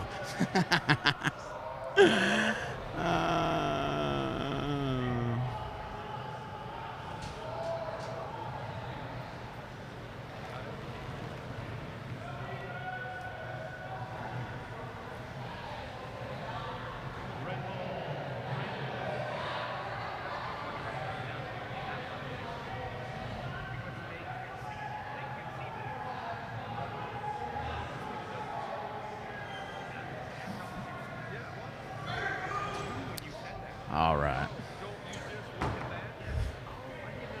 3:30 left in the first half. Michigan, the goal there, 20-14. I like that. I like that. Let's get a stop here. No. Okay, well, he is good. He's good. Oh, extension? No, Timmy wants an extension on that. He doesn't extend that much, does he? He keeps it pretty clean. I don't know. I feel like a lot of people extend. Roy boy sneaking in there. Rapid Roy, that WhirlyBall guy. That didn't work. I tried. 22-18. Billy pushing in the key. Oh, no, not against my defensive teammates there. Well, they're my teammates now, but this tournament they were enemies on the court. We tried our best to beat them today. Seeding games. We never met them in the tournament, which was good. Wouldn't want to give your fellow club a loss in the tournament, even if it's first or second. It doesn't matter. No, it does. Second, that's worse. But either way, we just played them today for our second seeding game against them, and they beat us again. Lousy bastards. Anthony Ola with the ball. It goes in. 22-18, a minute 30 until halftime. Roy Estep with the ball. He passes to Tim. Blocked.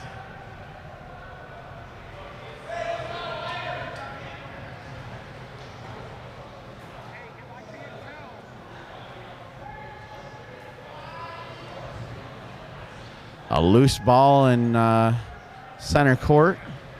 Roy scoops it up. Come on, boys. We can keep in this game. This isn't that big of a spread. We can tighten this up. Roy with the ball. He's got to get it over Jarrett. That's a tall kid right there, a little high on the rim.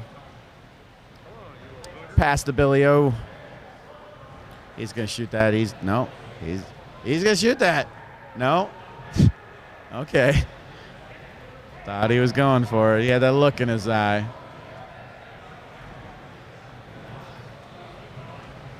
Chile will shoot that in.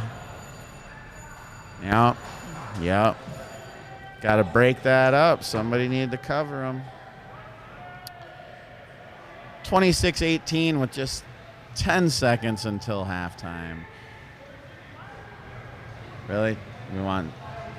I would have given it the wingy. Yeah, hit that. You should have hit that the first time. It's too late now. Sometimes you give Tim the ball, sometimes you don't. All right. I'm going to go meander. I have a checklist of things. We're not going to waste time telling you what I'm doing. I'm just going to try to make the best of my timeout. I did that earlier. Halftime here. And I'll be right back with you to keep you posted on the scores and the time.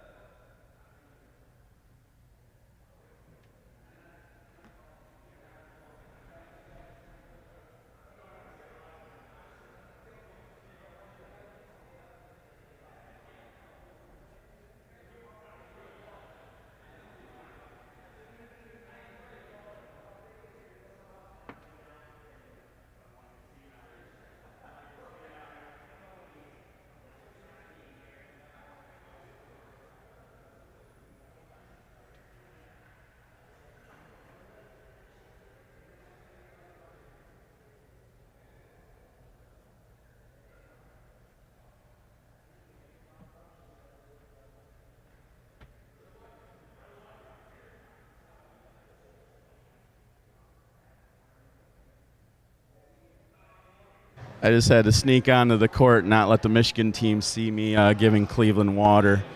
Nobody was giving them water. This is only Cleveland people here. Sorry, I just said that publicly. Well, actually, I did it for Steve. Steve said, "Will you help me?" And I was like, "Yes, of course." And Kalen was there too. Oh, I just ratted him out. We were hiding. I'm gonna go meander a bit. Oh.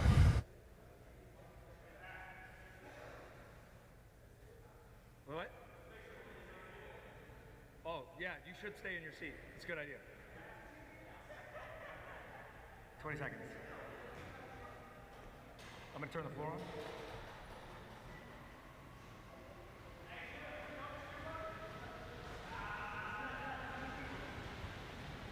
All right, here we go.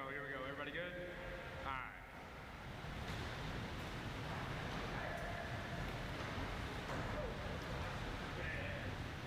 Great timing. Oh, yeah. Line up. Sorry. You weren't used to that being there? No. All right. Just wash my hands so you're good. All right, here we go. Game on in 5, 4, 3, 2, 1, go.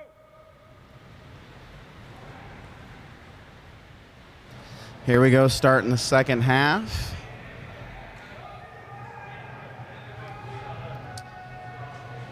Tim with the ball. He shoots a little high off the backboard. Roy recovers the rebound. Pass to Justin. He sets the screen for Roy. Roy coming around. He's got a screen over Tim. He's going to shoot off the backboard there. Yellow ball. You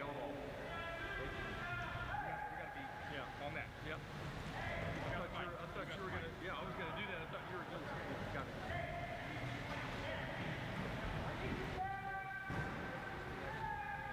If we need it.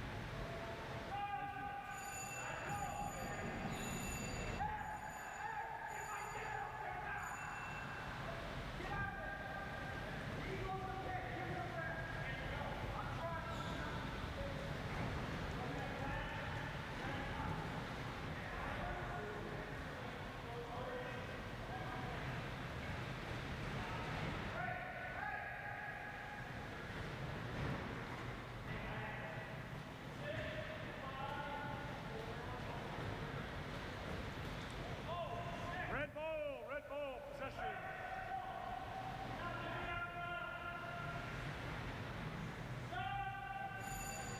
There's a goal from Timmy.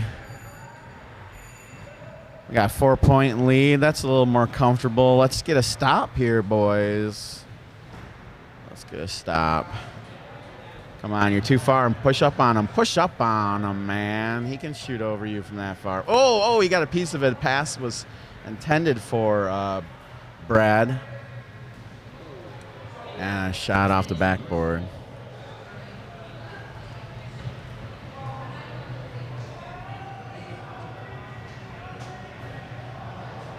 Shot off the backboard from Timmy.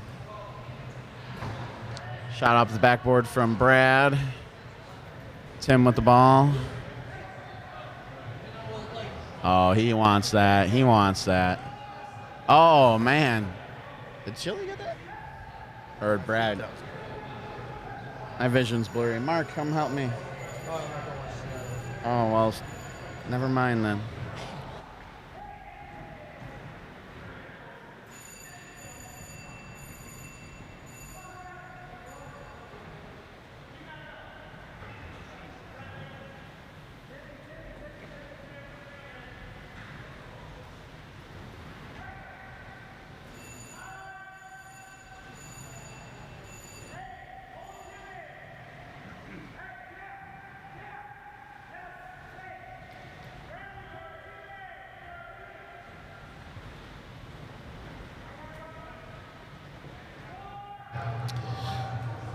Wingy coming down.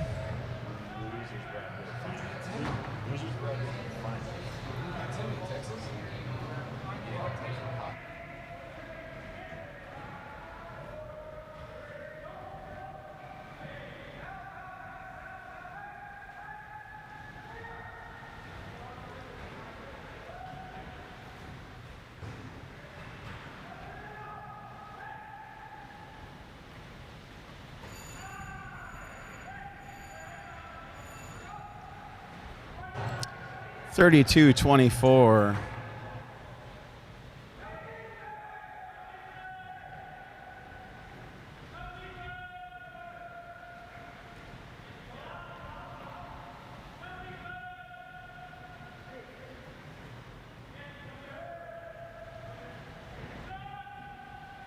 Shot off the backboard.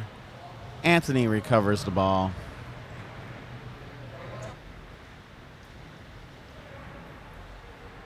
Pass to Billy for a top of the key shot.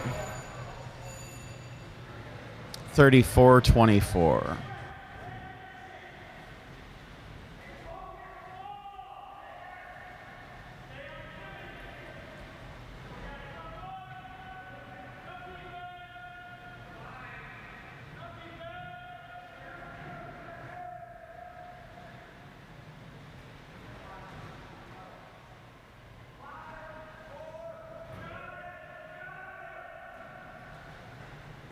Yellow ball, possession. All right. Internet went down a little bit, so welcome back. If you're done buffering, hopefully you're with us. So if you're watching the recording of this later on, if I dip out for a bit, a lot of times that's to try to fix the internet. It holds up pretty well for a long time. You know, for internet that's not really meant for heavy uploading, I'm sure. It's, you know, most things are heavier downloading as far as speeds go, usually. Anthony with another shot. Oh, we still have over 9 minutes. Roy's calling a timeout. Good, because I need a breather. Yeah, it's my bad. I'm going to reset. Red called the timeout. Second sides? Well, I can delay it a couple seconds. No, we're gonna. Go ahead, Justin. Do you want to reset it?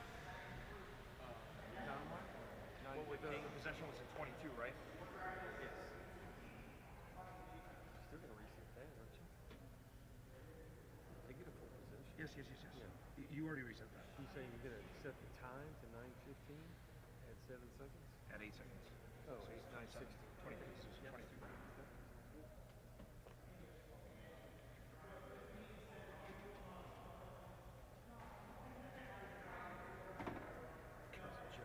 Joe is coaching them. Well, they don't have people come out. They're closer to Michigan than that.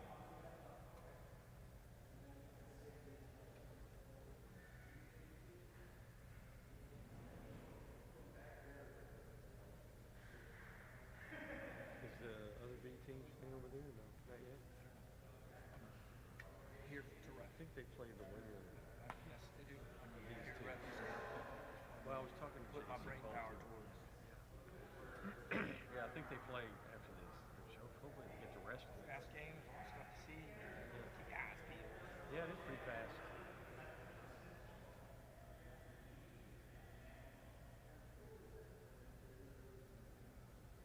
Should have started the timer.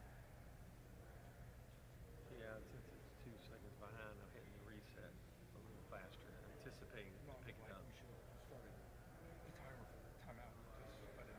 Oh, I didn't hear the timer. No. Oh, yeah, no. I meant start a timer for the timeout. Make it 2 minutes. Okay. It's been a minute. Yeah. Right. Should have. I can estimate it pretty good at the time. It's been closer to a minute and a half. I'll call when that says 10:25. I'll decide it. Yep. Hopefully that clock works. Yep. Yeah. All right. 30 seconds. 30 seconds. 6:60.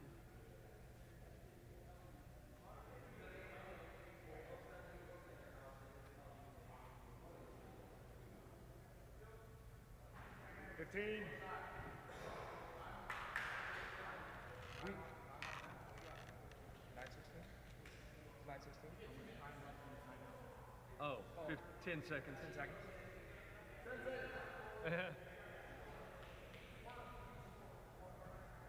All right, that's it. 5 seconds. That's it. Let's go. Let's go. All right, let's line up. All right, the floor's off.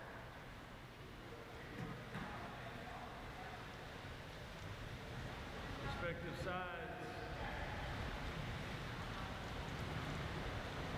I'll do it. Here we go. All right, boys and girls. 5, 4, 3, 2, 1. Game on.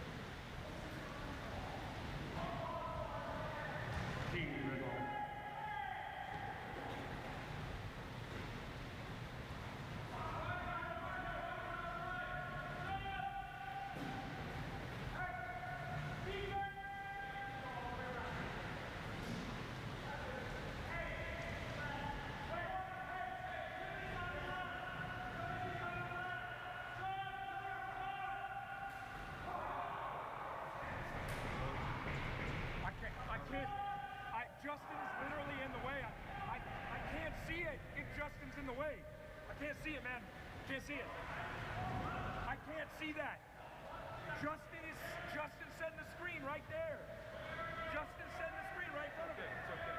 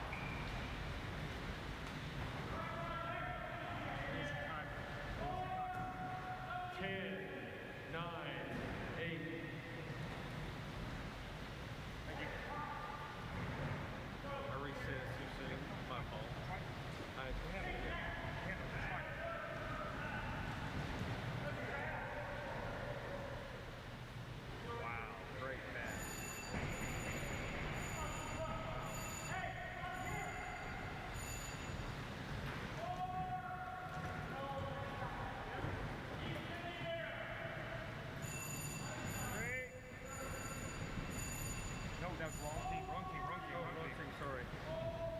Sorry. I don't know what I know was you got used to thinking. hitting that side. Yeah, I know, exactly. That's my fault. Still there's the ball. Still yellow ball.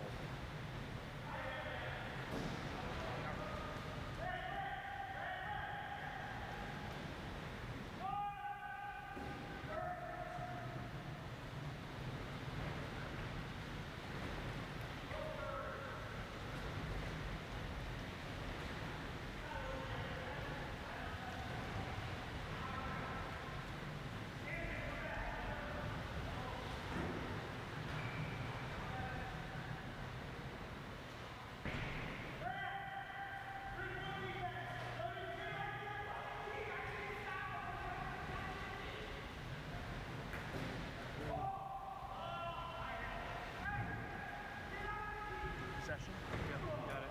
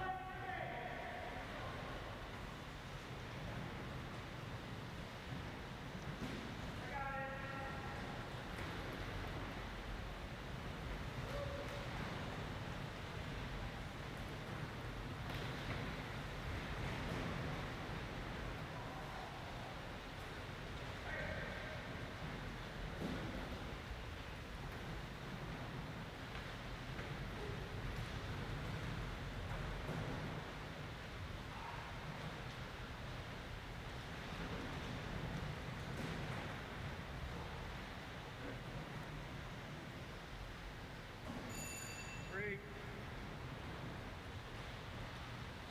I was like, you're gonna have to. Hey man, that's fucking Again?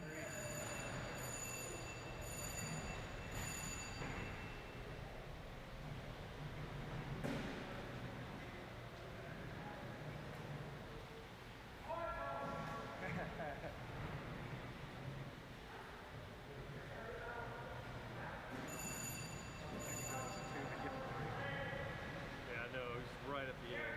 That's okay. I gave him 3.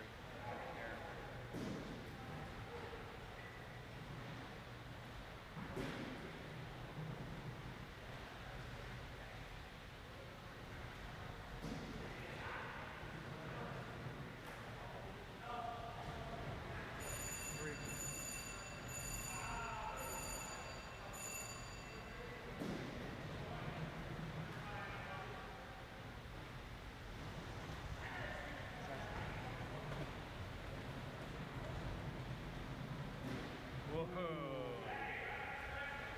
What? Yeah. All right. I gave him the last one even though he crossed the line. He crossed the line a little bit. We gave it to him.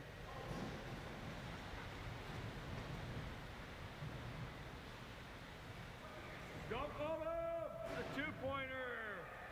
Extension, 2 points red.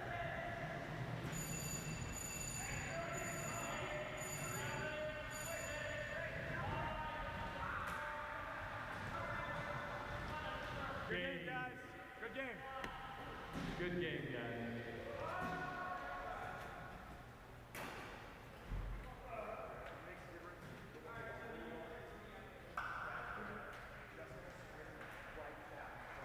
I don't doubt you at all.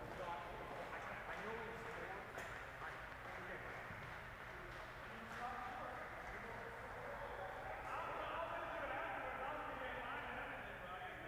I know.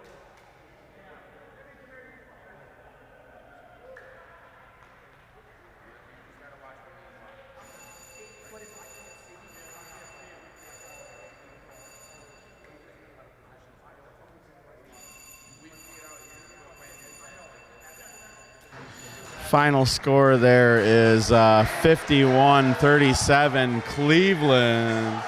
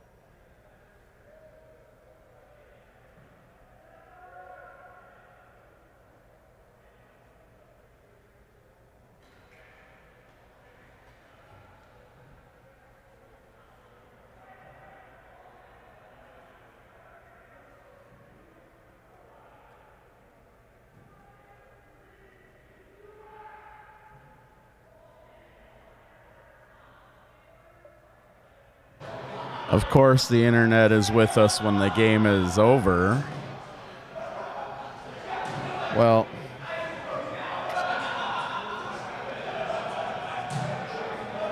I'm going to go over to the brackets and see what we got left.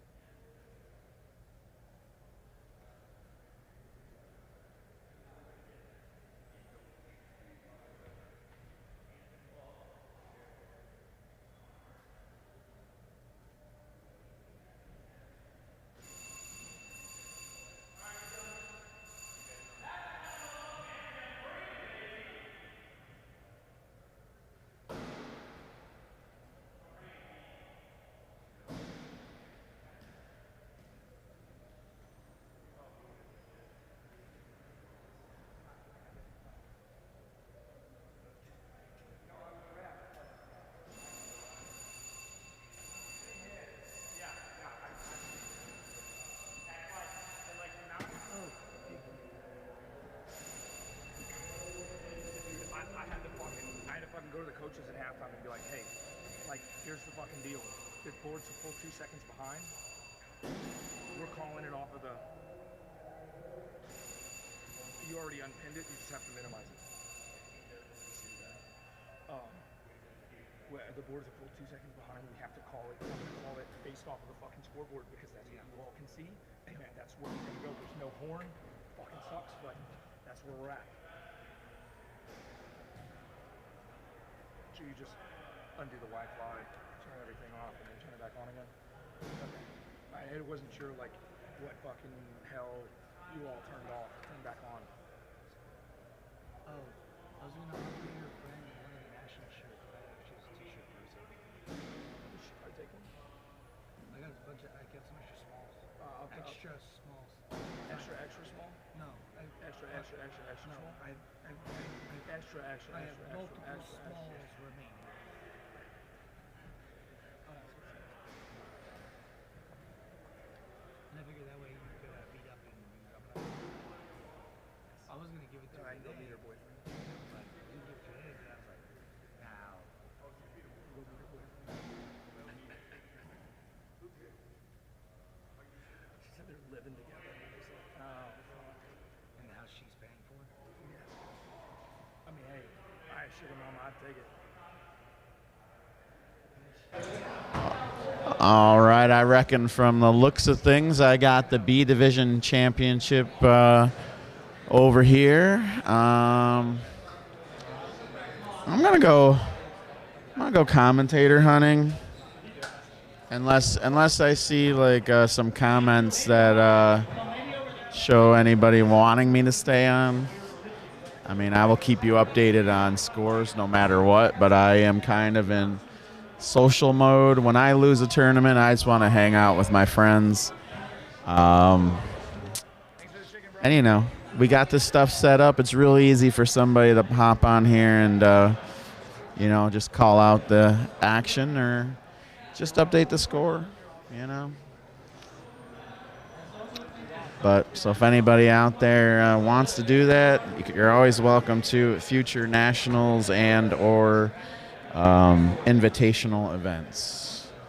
Just let either me or one of the podcast guys know, and we'll show you. It's real simple. We'll show you what you need to do to hop on the mic and, you know, try to keep it family friendly. A lot of our viewers are, you know, there's families, moms watching their wives watching their husbands with little ones maybe, and so we don't. Let's try to keep the language to a minimum. And I am actually seriously thinking of doing some like adult language warnings at the beginning of my videos, especially just because the GoPros are typically like right under the referees, and you know, WhirlyBallers, you know. Just like anything where guys are, you know, by themselves, it gets pretty, you know, I don't know a good word for it, but, you know, if you know, you know, you know? And people that don't know, they don't even know. Words of wisdom from the Whirly Freak. I'll be right back, or I'll be back when the game starts unless I find somebody else. I'm kind of actively scanning, looking around the room as we speak. Yeah, no. Maybe Scott? Maybe Scott. Hold on one second. He's kind of soft-spoken, but he enjoys it. Everybody loves Noah Aaron's commentary. It's very animated. I can get animated, but for the most part, I'm not.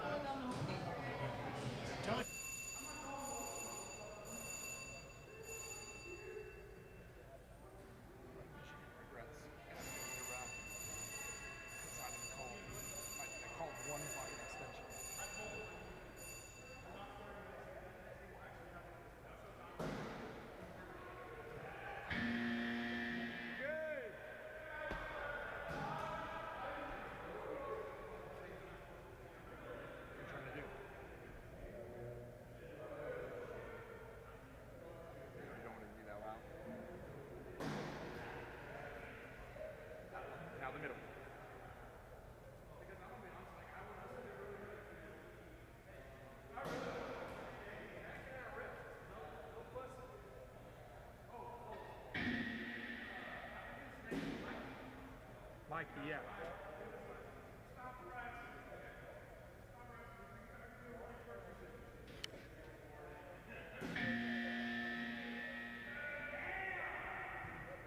It's a little loud, but it's working, man.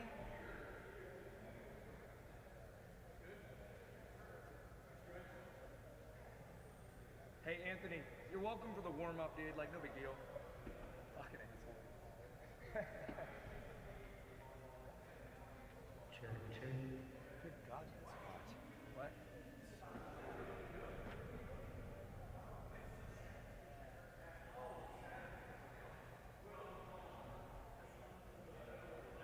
Yes, sir. Yeah, I will. Trying to do the horn.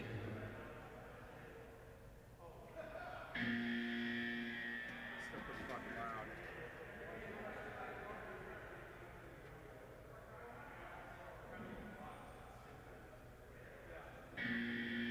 It's not bad. Maybe like a little bit less.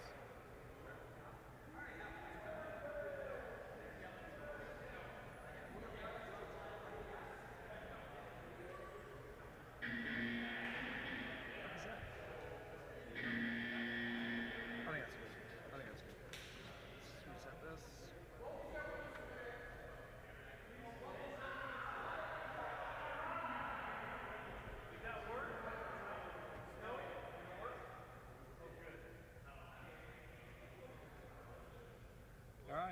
good to go. I mean, we're not repping this. What? We're not repping this. It's a Texas team. I don't think so. I mean, the Olas maybe not. Maybe, the Olas maybe don't care, but I assume we're not.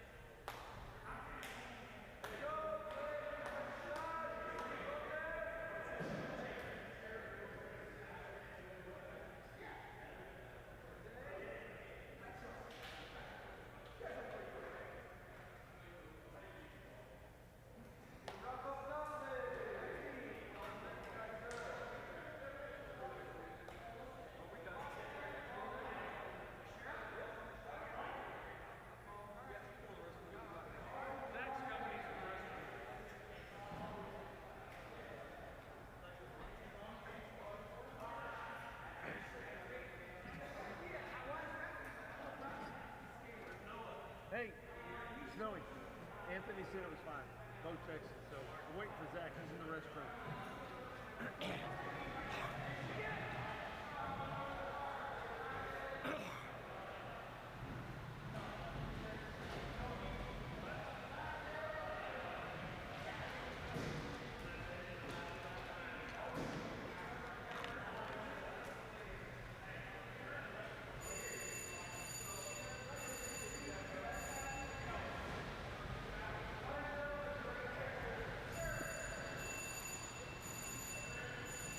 Before we start, are there any concerns with the cars? Any concerns with the cars?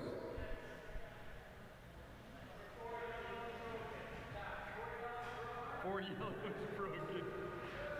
Not. Okay, we're waiting for Zach. Hey, what's up, everybody out there still watching the live stream?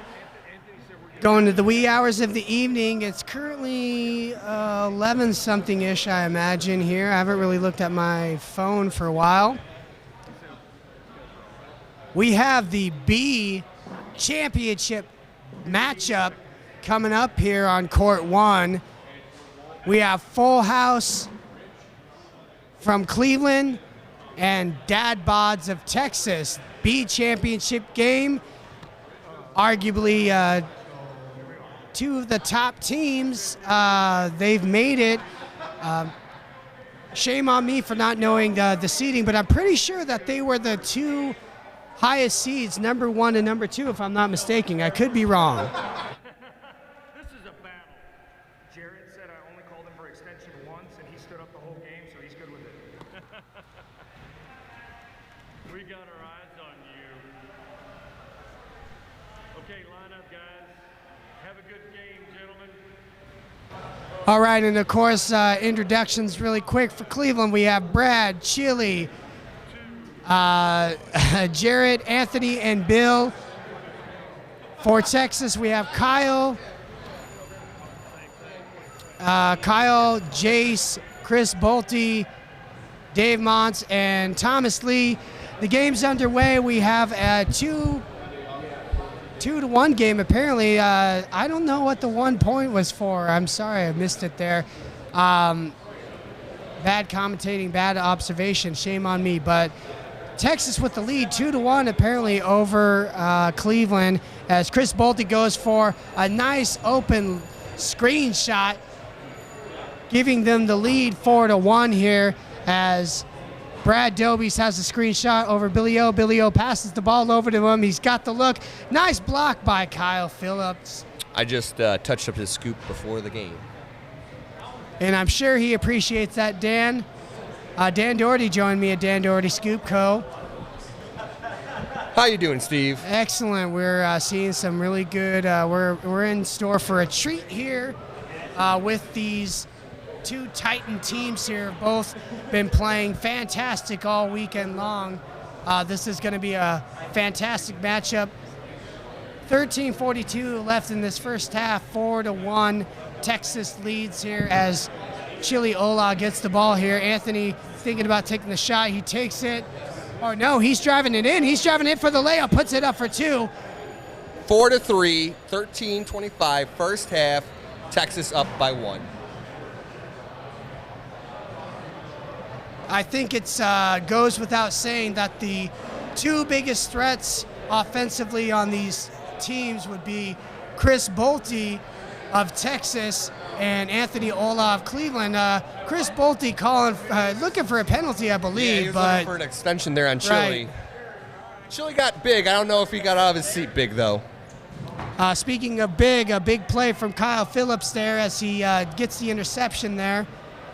Chris Bolte, oh my goodness, Bolte with a quick gap shot. My goodness, I did not even see it hardly. Jarrett took his eyes off him for a second, and that's all she wrote. 6-3 Texas, 12:38 in this first half to go. Who you got your money on, Steve? Honestly, both teams match up very well.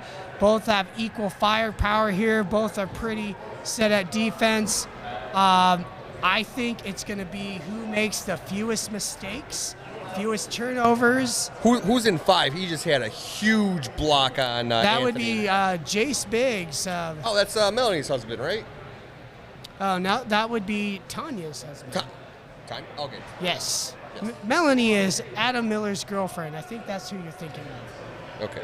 As we get back to the game, we have Kyle Phillips about to take a deep shot here. Misses just high there. Chili with the rebound. He's looking for a good outlet to pass it to. He gives it to Jarrett Dobies, who fires it, misses just low. Kyle with the rebound. Both teams have been playing very patient. An excellent ball there as Anthony has his scoop on Bolte. He's getting out of position though. Ooh, I think that was a little bit rust there. That's an uncharacteristic shot. It missed just low for Bolte. He's usually pretty close to the center of the goal, if not making it dead center. We got 11:15 to go, 6-3, Texas up, first half. What cards do you think are better on this court right now? Quite honestly, I think there's very little to no disparity with these cars. They're pretty equal. You haven't seen anyone really struggle. Now, that could be a testament to how well these guys drive their cars. Texas, obviously being the home center, they know how to drive them. They make it look flawless. And Cleveland has the experience behind them, and they drive these cars as well. As Dave Montz does a nice, excellent screenshot over Thomas Lee. Textbook, dude. That was a beautiful screenshot by little Dave right there. Texas now leads 8-3 with 10:30 left in this first half. As it looks like Texas is trying to keep Anthony out of the offense there. They had 2 on him at one point. Chris Bolte's got to look. Is he going to do it? Oh, he almost does. That net is moving, just not enough.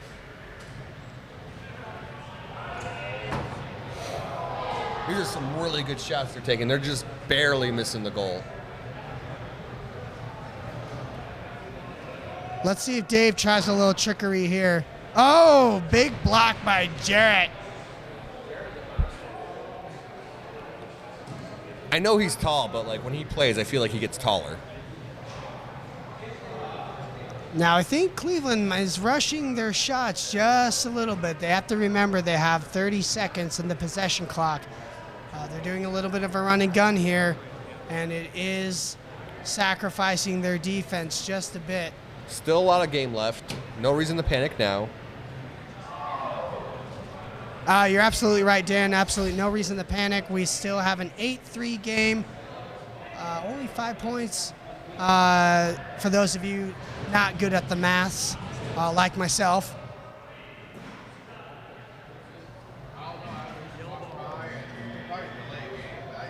I'm assuming I didn't see it happen. 9 minutes to go here. Anthony with the ball.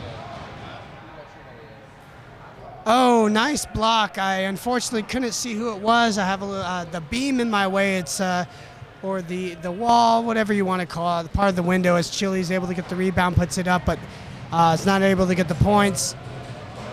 I was trying to figure out where that 1 point came from. Still unable to figure it out. More than likely a delay of game call. Yeah. Oh, Bolte with the pass over to Thomas. He wasn't expecting it. He wasn't ready for it. I think it hit him in the face a little bit.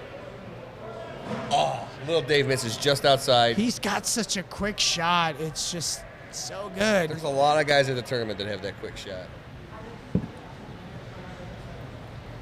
Oh, Chili.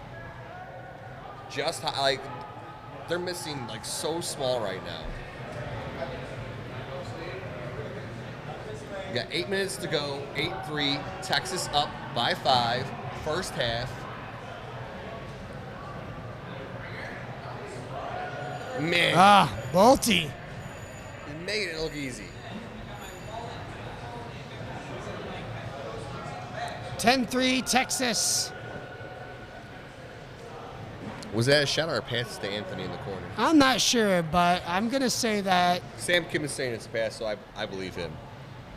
Texas has a great game plan, but it doesn't stop Chile from getting 2 points. 3. That was 3. Was it a 3? It was a 3. That's why I have you here, Dan. This is kind of obscuring. It is obscuring my, so Dan will confirm there is something obstructing my vision. Ooh, as Bolte fires off a shot there.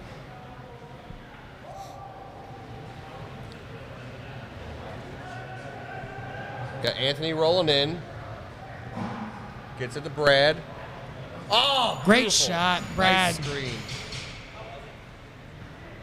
You think with them being related, they have like some kind of like Sixth Sense ESP with each other? It's quite possible that they have something like that, but I'm just gonna attribute it to pure skill and just the experience that they have with each other. They've been playing with each other for quite some time. As Chile puts it up for another 2, tying the game. It is now 10-10 with 6:23 in the first half. Both teams here to play WhirlyBall. Great game as you want the championship to be.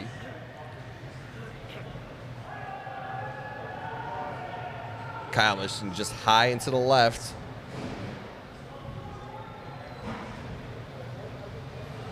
Cleveland got some great ball skills here. Good passing. They're playing very patiently right now.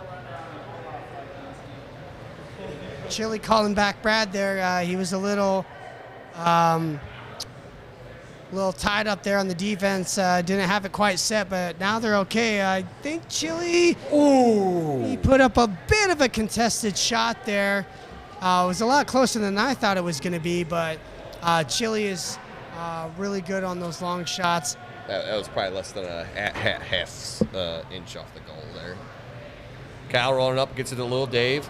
Little Dave, once again, the net moving, just not enough. Chile with the rebound, gets to Anthony. Anthony Jarrett. Oh, another one. What? Still 10-10 with 5:04 left in the first half here. Let's see if anyone decides to open up this game or not with some high-powered offense. I don't know. Kyle doing a little bit of good driving there, but Chile's on him. Dave Montz with calling for the screen here from Kyle. He's got it. Oh, they're pinching. I remember last year in that it had to be the B championship. Little Dave got real hot and he couldn't miss. Billy O with the ball in the center there. Looking for the outlet, pass it to Brad on the outside. He's going to pass it to Jarrett. He may take the long shot here. He's driving, pass it to Anthony. He's got a little bit of an open shot, but Kyle had somewhat of a good scoop position there. 10-10 game, a little bit more than 4 minutes to go in the first half. Tie game, obviously, it's 10-10. No one's winning. But no one's losing either, Steve. It is essentially 0-0 at this point, but not really because it's Actually 10-10. Ooh, a nice little juke by Chris Bolte, who puts it up for 2. Brad Doby's not happy with himself there on that one. Anthony to Chili. Chili's got a screen over Billy O. Driving and centering himself. See, he thought he was going to take that shot, but I think he stopped himself. Oh, Ooh. Chase, right? Chase with a C? Jace. Jace with a J. Is it Jace with a J? Yes. A big old block on Chili there. Biggs? Is that his last name? I'm calling him Biggs. His last name's Biggs. I'm calling him Biggs. Biggs with the big block. Oh, nice. Speaking of blocks, Brad Doby's got one of his own there. Currently 12-10, Texas in the lead with 3 minutes left to go in this first half here. You got Jared screaming down on the outside there, but he's met by Kyle Phillips. Jared's going to pass the ball to Anthony, who's covered well by Thomas Lee. Chili has an open deep shot here. Is he going to take it? He does, and he nearly drains it. God. Off the top of the rim. How that did not bounce down and hit the net, I do not know. Well, I mean, I'm sure there's physics involved, but. Kyle Phillips moving the ball. Just having to go back on defense as Yellow does a little bit of isolation for the 2-on-1. It's a great tactic. Bolte puts up the shot. Chili with the rebound. Some great last names on this game. Pass over to Anthony. Billy O calling for the screenshot. Jared didn't like it. Red doing a really good job at recognizing where Anthony is at this time. I think the name of the game for Texas is to make sure that if anyone is going to be him, it's not going to be Anthony. And right now, the rest of his team is proving that they can come through for him in the clutch. As the game is once again tied 12-12 with 1:40 in this first half. Shot put up by Texas, no good. Cleveland with the rebound.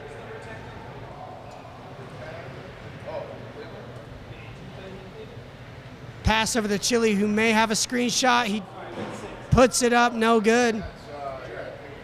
Billy to Chili. Sorry, I just had to say it. A little bit more than a minute to go in the first half here. Tie game, 12-12. What do you think the coaches are going to have to say at the half here, Steve? Well, we'll see. We still got a minute left here, so... Oh, boy. Bolte putting on a clinic on how to drive these cars. And he makes Cleveland pay with an awesome layup. 14-12 Texas with 50 left in this first half. Ooh, Jared nearly with a revenge shot there to tie the game, but he doesn't make it happen there as Thomas puts up a shot, a little bit of a funky shot there. I think Brad got a piece of that. I think it was a limp shot. Sam Kim is informing me that was a limp shot, and Brad did not get any of it. Oh, boy, we have a layup opportunity for Cleveland. So that's what you're Jared caught Texas sleeping on that offensive play here. That's what you're supposed to do? You're not supposed to brick it off the backboard? You're supposed to put it in the hole? We have less than 20 seconds in the first half here. We have a best shot scenario for Texas. Oh, as Kyle finds that best shot. No problem. 6 seconds left here. We're going to see a deep shot. Maybe Chili puts it up over the backboard. That may have been a pass. I don't know. But that's going to end the first half here at 16-14. Texas in the lead currently, but what a battle we have so far. That shot by Kyle there at the end was nice. Absolutely, and in case you can hear some jubilation and glass bang in the background, we actually have, I believe it's a Texas and Seattle D game. It is the loser bracket. The winner of that game moves on to the D championship game against the Texas team Dy-No-Mite. That's the St. Louis team, Steve. St. Louis, Atlanta, and Texas, the mixed bag of tricks, as I have dubbed them. Dude, Dalton's dad is whirling it up out there. I'll tell you that right meow. So back to this game, the Texas team, they're getting hydrated along with Cleveland. And back to your earlier question, what do I think the coaches are telling them? Probably to just be a little bit more aware, your head on a swivel. They probably were not happy with that last or second to last offensive possession that Cleveland had with that layup. That should never have happened. And just to be patient, and like I said, the game plan is to make sure that Anthony does not take over this game, force the other Cleveland players to beat them. And on the flip side, they need to be mindful of Chris Bolte. He's been doing primarily most of the damage for that team, and probably just to initially not force it. They actually did a good job at not going and shooting the ball quickly with just a few seconds into the possession there. I didn't see the last game with Cleveland, but I'm assuming Anthony was on fire that game as well. I saw some of his earlier games, and it's just he couldn't miss. Anthony certainly was on fire that last game. We'll see if it can translate over to this next game, or this current game rather. Although, like I said, he hasn't had to be a factor because his teammates are definitely coming through for him. Joe Tiffany of Seattle actually out there giving him some words of encouragement and some hydration as well. Thank you, Joe. Who, by the way, doesn't like to be referred to as Joe Tiffany, but just Joe because he's the only Joe at Nationals. And on the flip side, we had Juan of Texas giving some words of advice and Suck less, do more. But more elegantly. Texas obviously in the lead right now. They're doing all the right things. Cleveland not too far behind. They're doing just about all the right things as well. Like I said, it's been a battle. It's been a great game. Both teams are probably tired. They've been playing all day, but this is where it all goes on the line here as we're underway with the second half here. Texas leads 16-14. Cleveland with the ball here. Chile passes it off to Billy, who's got, he tried a wicked shot there, but you'd almost think it was a pass because Brad Dobies was able to get the rebound right away. Texas, though, is able to recover after that second errant shot there. Thomas Lee driving down court there as Bolte gets the ball. Keep an eye on that 10 card. It looked like Kyle was struggling. Bolte with a beautiful shot there. 18-14 now. Texas leads as Cleveland threatens with the 3-on-2, although I think they might settle for a screenshot there from Anthony Ola. My goodness. That was a beautiful screenshot, too, because, I mean, it was a screen, but the defenders were still close, and there was two of them there. There was scoops in his way, and he got that ball, threw them over them to the hole somehow. Oh, boy, this could just be a back-and-forth battle between Bolte and Anthony right now, although Bolte's not having any of it as he puts a bumper on Anthony, but Brad Dobies is able to come through for Cleveland. Great shot by him. That's pinning. Oh, no. He's in the key. They got the ball. Billy O's got to put it up, but he's got a tall guy in his way, and he gets blocked by Big Jace Biggs. That looked like pinning to me, Steve.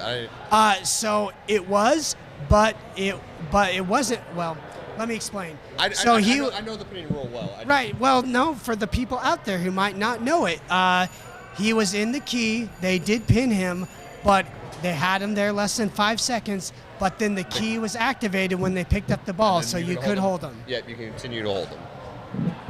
And then after the key deactivates, you can continue to hold him for another 5 seconds. Chris Bolte with the ball there. He's got a potential screenshot. Nope, he's going to drive it around instead and put up the bucket. 26-20, Texas leads with 12:43 in the second half here. Let me clarify that. If the key deactivates from a goal being scored, you can continue to hold them for 5 more seconds. Does that make sense, Steve? Absolutely, Dan. We got a screenshot opportunity coming from Cleveland, rather. Brad Dobies puts it up, but he's not able to get the points there as Thomas Lee's going to pick up the rebound there. Let's see if he takes the screenshot or if he's just going to try and calm things down a little bit here, make sure things are set, which is quite wise to do. 26-20, 12 minutes to go, second half. Texas up by 6. Shot put up by 10. Thomas Lee. 9, Passes it over to Dave Monts, who has 8, arguably one of the quickest 7, shots in the game. 6. Oh, he puts in a backhand, but it doesn't go.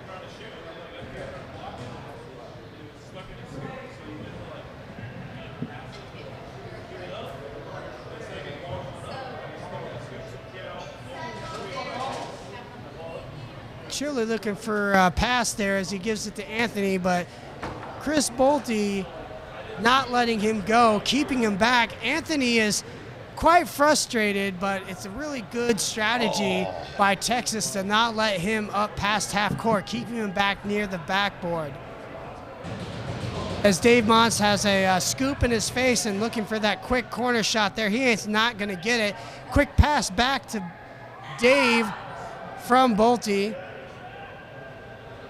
who's not able to corral it in, puts it up again, and does not get the shot in again, as we have Brad Dobie's nice little pick on Chris Bolte, and Chile's able to put 2 more on the board for Cleveland. It's 26-22 with 10:44 in the second half. Quick shot back from Texas gives them a 4-point lead again.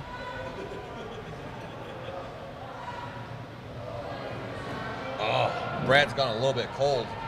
It's his second or third shot. Oh, they got a 2-on-1 there. I think Seattle just took the lead on there, Steve. Right, that pandemonium you hear in the background is definitely from the Seattle folk. Like I said, on the other court, there's a D game going on there. They must have pulled it off. Anyhow, back to this game. Chris Bolte with the ball there. He's got a screenshot. He puts it over Dave for 2 points. It is now an 8-point lead for Texas, 30-22 with 9:50 in this second half here. Cleveland rather needs to get going offensively, as we have Chile going to pass the ball over to Brad. They got a screenshot here. He's going to put it up, but there you go. He puts it up. They definitely needed that. It's only a 6-point game now. Still plenty of opportunity for both teams. Nobody's out of it, as a quick pass is thrown over to Thomas Lee. I think it's going to be Seattle, St. Louis for the Dean Championships. All right, so we have Thomas Lee with the ball there. Chile puts the scoop up. Nice defensive stance by Cleveland.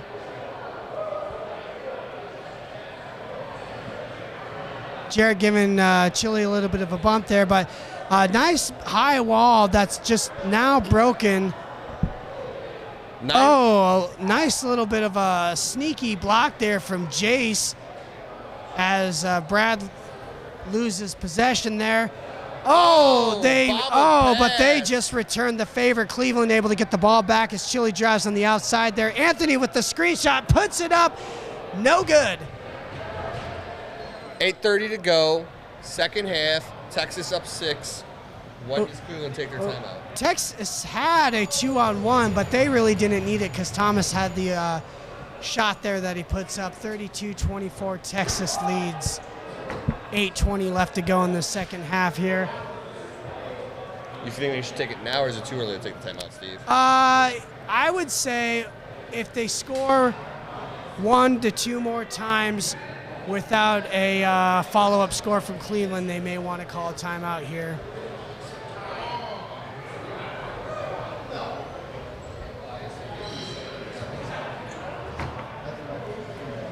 Brad Dobies puts it up, does not score here. They got a 3-on. Texas has a 3-on-2 opportunity as Bolte. Texas is starting to run away with this game right here, Steve. Just a bit. It's a 10-point lead right now. There's a timeout for Cleveland. As Cleveland calls a timeout with 7:40, Dan, that was absolutely a good call on your part, and I was thinking the same thing most definitely. Kill the momentum a little bit. Right. They just get a chance to regroup and just kind of relax. Jason's got a big old smile on his face over there. You see Joe Tiffany coming out on the court and telling him to calm down. don't rush anything. There's still plenty of opportunity in this game. It should be 7:40. I don't know what's going on with the clock. They're kind of tweaking with it a bit, but maybe we missed something. Maybe they're using that for the countdown for the 2 minutes. Oh, that could be, absolutely. That's actually, yeah, that's probably what they're doing. So in terms of what they need to do, you know, I really almost want to say try and get Anthony loose and try and get him going if you can. Make him part of the offense, because the only issue with that is Texas is all over him anytime he comes up. You're certainly all over them, but you know you have things that you can do to free him up. You know, because if your other shooters aren't being effective and they're not doing anything for the team, you try and do what you can. But to your point, Texas most certainly is going to be gunning for Anthony and making sure that he is not a factor. But certainly, you know, don't, you know, try and, you know, keep, you know, Anthony back on defense the whole time. Do what you can. You know, if that means having him down at, you know, cherry or floater perhaps, I don't think they're going to do that. I think they'll probably keep Chili down there or Bill, somebody that... Would Cleveland double float or double cherry, you think? Or is that typically just a Seattle thing? Probably not. I mean, it's a possibility, but when you have somebody like Chris Bolte who's able to shoot just as effectively as Anthony, at that point you're just trading points for points. Because you sacrifice defense when you switch to the double cherry. Or double absolutely, float. You're giving up the open screen shot more often than not if you do double floater. Either that, or you're giving up the open outside shot, depending on whether the defense pinches the screen or not. Do it for a second, get someone hot, you know, get their confidence back, and then switch to normal. Right. So we'll see what strategy they decide to implement and changes that they decide to make here. I mean, they did have Joe coaching them, and I mean, the double float is a Seattle staple. We'll see. Yeah, we'll see what they decide to do here. We have 7:43 left in this second half here. Texas leads 34-24, and we are underway. We have Chili with the ball. He's going to pass it off to Anthony. We got a nice patient possession here. Look for a good shot, and there it is. Shot. There it is, ladies and gentlemen. Jared Doby's with their opening salvo after the timeout there. 34-27, 7:16 left in the second half here as Chris Bolte gets blocked by Brad Doby's. This may be the momentum changer they need to get back in this game as Jared gets the ball again. Ooh, nearly puts it up for another two. We got Billy O in the key, though. Not yet. Not yet. Yep. Across that. Now he's in the key. Yep, he's been in the key. They're going to call him for it, I believe, as Jace is able to get the ball. Because the white comes up further than the well. We got Bolte with the screenshot here. Oh, no, never mind. You're right. You're right. I'm done. Oh, man, Bolte just can't be stopped at this point. He is feeling it. It seems like Cleveland might be running some form of double cherry there. Either that or, oh my goodness, they gotta wedge that. They gotta do something. They gotta wedge Bolte. They can't let him be in that same position there. Have they tried to unplug? Oh, look at Texas. They're just holding Anthony in the middle of the court. They had two big guys out. Absolutely. If they want anybody to be taking those shots, it's anybody but Anthony. I say, oh boy, Anthony's down there now, so they're gonna keep three back there. They're gonna be content with three. They're gonna cut off the screen shot from Anthony. Anthony looks for the quick pass there. Jared's got it on the outside. He's covered by two cars though. Brad Doby's looking for another pass here. 16 seconds on the possession clock. He's going to give to Anthony. He might have a crossbody shot. Puts it up for two. Cleveland, 38-29. Texas still in the lead with 5:30 in this second half. He's going to. Oh, Dave Montz with a nice outside shot there for Texas. Puts him up 40-29. And this is what you're talking about, Steve. You do the double float, and It's just going to be an exchange of points back. Absolutely. With these kind of players on fire, with this firepower, it's that's the danger you have with the double float there. Would you say it's the danger zone? It could be, Dan. It certainly could be. Look at that. My goodness, Chris Bolte calling out for the defense. Making it look easy. Making it look effortless. Thomas Lee doing a great job at wedging Anthony there. He doesn't want him to have the shot. Anthony has no shot currently. Instead, he has 2 cars on him. Jared putting it up, though.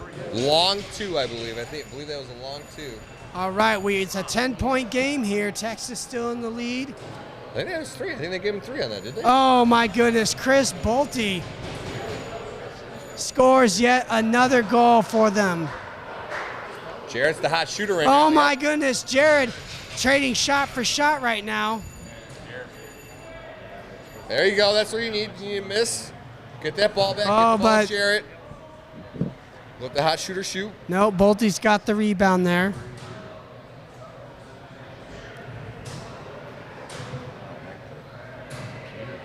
Little Dave. Oh. Missed just low.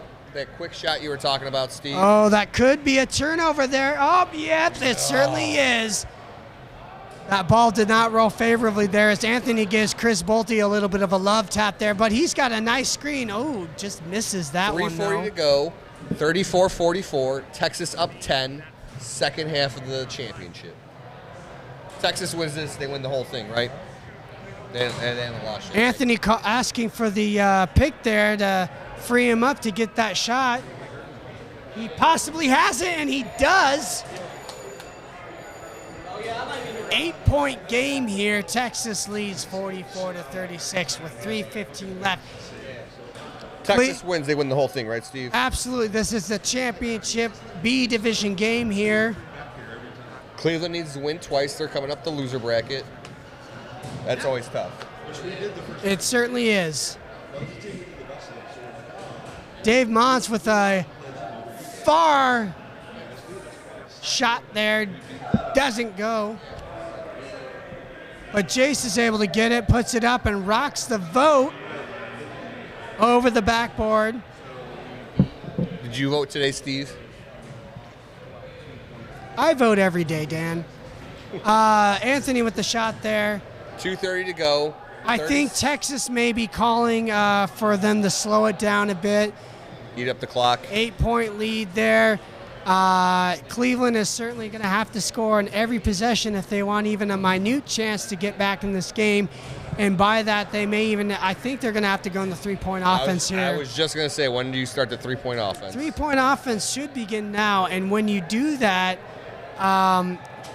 you should have 2 floaters down there to get rebounds, and your 3-point shooter should be back behind the 3-point line, obviously. So I'm a little perplexed at this point as to why Anthony is not back there, as he is like probably the best 3-point shooter that they have. I feel like we are officially in garbage time. What do you think?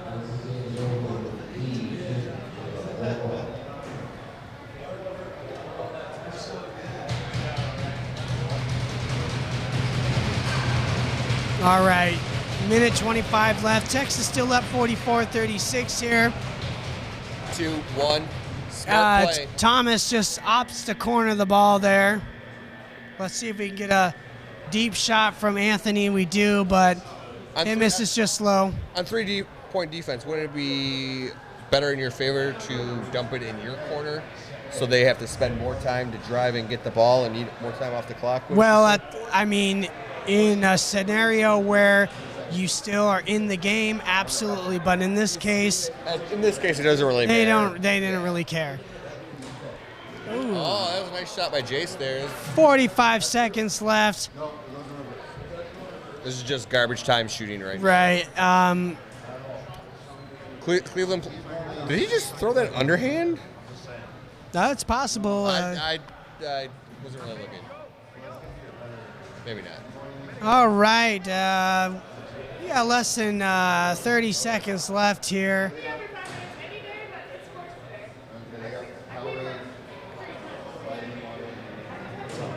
Dad Bods of Texas Jace makes a. are going to be your team as Jace makes a last-minute shot there.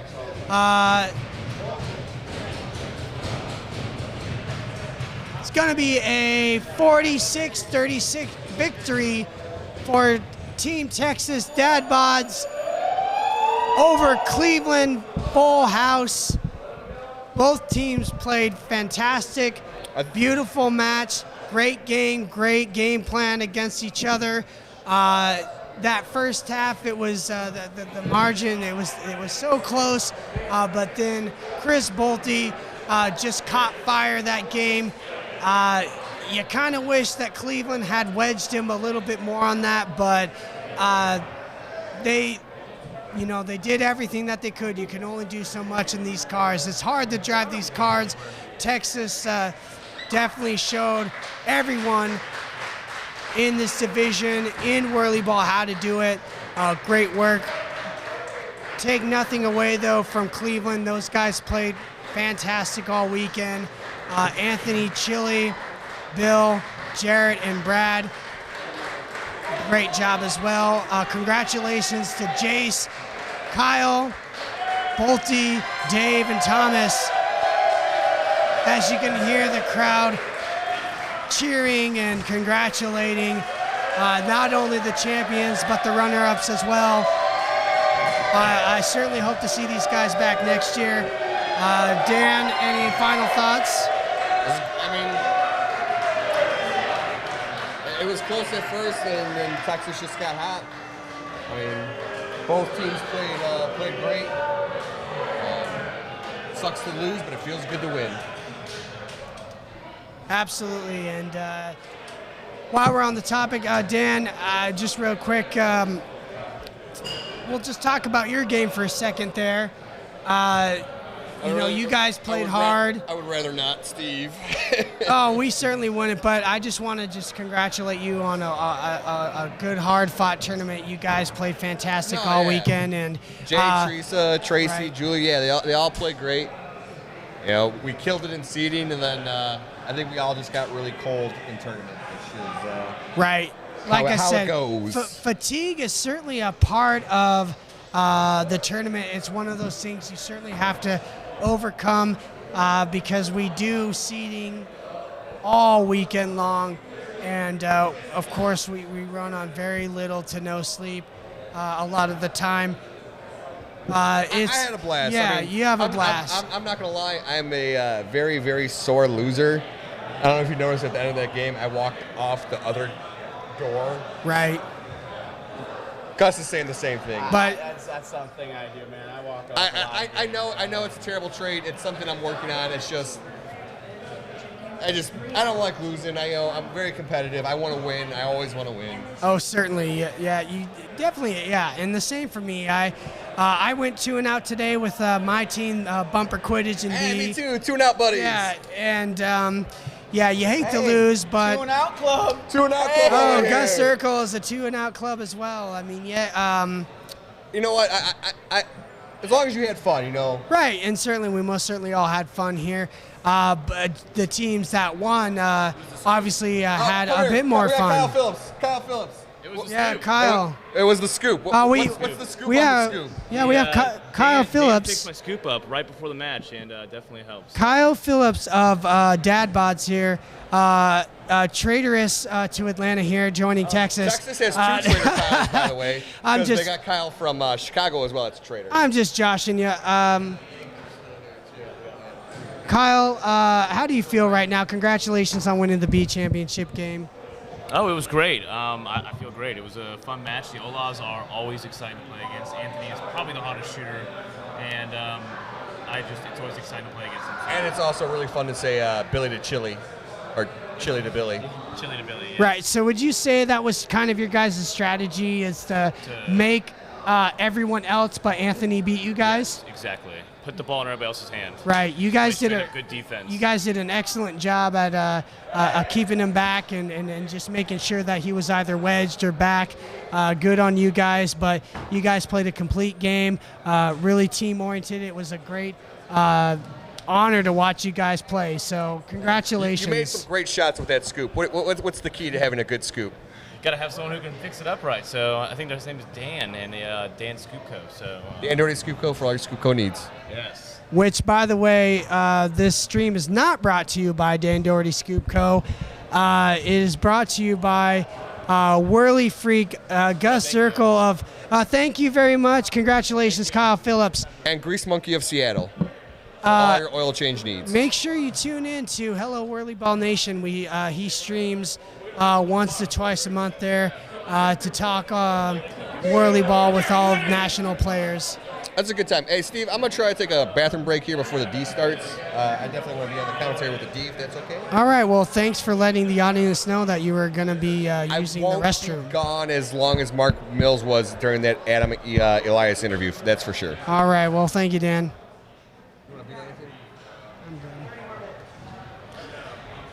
All right. So I was going to see if Mr. Noah Aaron was going to commentate, because I know that everyone out there watching this loves Noah's commentary. It's absolutely a treasure, a blessing for him to be on. However, Noah is actually coaching the Seattle team, the Seattle D team, who is going to be in the championship game coming up against the Texas D team Dy-No-Mite. It's the Power Rangers versus Team Dy-No-Mite. This is going to be a great game. For those of you watching from the beginning of seeding, you may have noticed that the first couple games, this Texas team, they were seemingly in disarray. They, like I had said, they'd never played together as five before, but they'd done tremendous work at figuring out a game plan and a style that they wanted to execute here. What's your name in 5? Sorry. And we're waiting for the Seattle team to come out in the court. We have a little bit of a break, not too long, but there they are there, the Seattle Power Rangers coming out, getting ready to play there.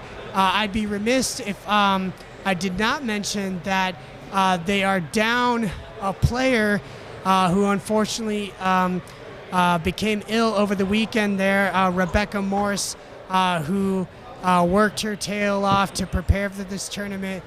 She played in seeding. She played extremely well. Unfortunately, she got ill, and so Sean Atchison from the Seattle CT graciously whoa, we got a little bit of a mic feedback there from the other person. Sorry about that. Just one moment there.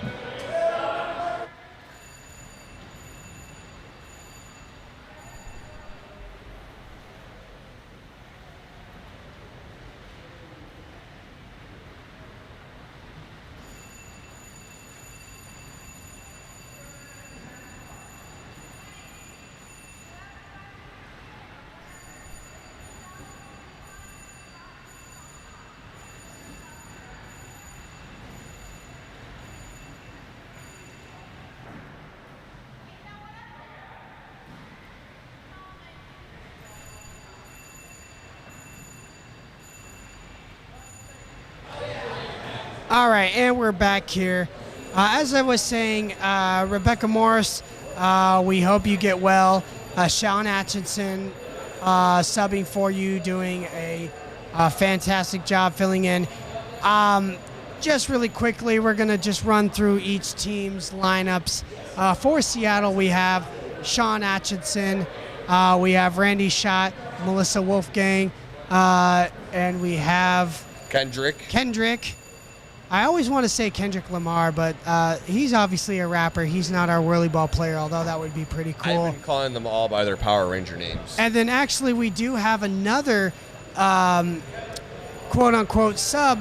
The original player who was supposed to play Dakota injured his back, and so Jeff Jackson of Seattle graciously decided to was available to sub at the last minute. He decided to fly down. It was a bit of a bit of a work to get him to come, but not too much work. He got here on time, and he's been doing quite well for this team. And for the Texas team, you have arguably who I would say is the captain of that team, Tanya Biggs of Texas, who's just been very vocal. Communication is on point for that team, and like I said, she's been coming up with a great plan for them. Not only that, during our game, dude, she couldn't miss the goal if she tried. I feel like if she tried shooting at her own goal, the ball would have flew back into our goal. She certainly does have a terrific shot there, along with many other attributes. And to finish off the Texas team roster, we have Zach Kaminsky of Atlanta. This is actually his first year playing, and he's been arguably lockdown defensive player for that team, and he's even rolled up on offense every now and then. He's got a great shot. Good things coming from him in the future. We have Angela Lewis of Texas. She's playing. She's playing banged up there. She injured her leg, but she's out there. And I seen it happen, Steve. It was on the other court. She reached for a ball, and she had her seatbelt on. She was in the cart, but none of her arms and legs were in the cart somehow. She got yeeted out of the cart. And finally, who can forget St. Louis's the Lung family? We have Gary Lung, first year in Nationals, and of course, you all know his son Dalton Lung of St. Louis, who is a first-time champion last year. He won with Seattle, and he's looking to repeat as we have the D championship game about to commence in a very short amount of time here.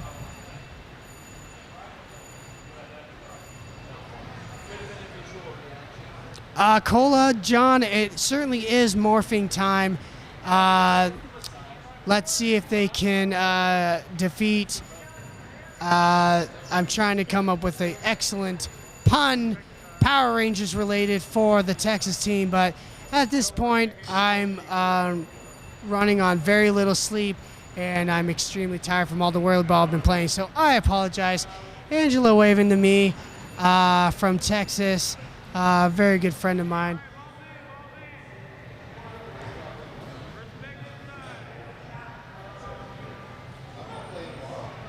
Oh, looks like Kelty, oh my goodness, I'm a little tongue-tied here, but that's what happens when you talk a lot, or commentate, as they say.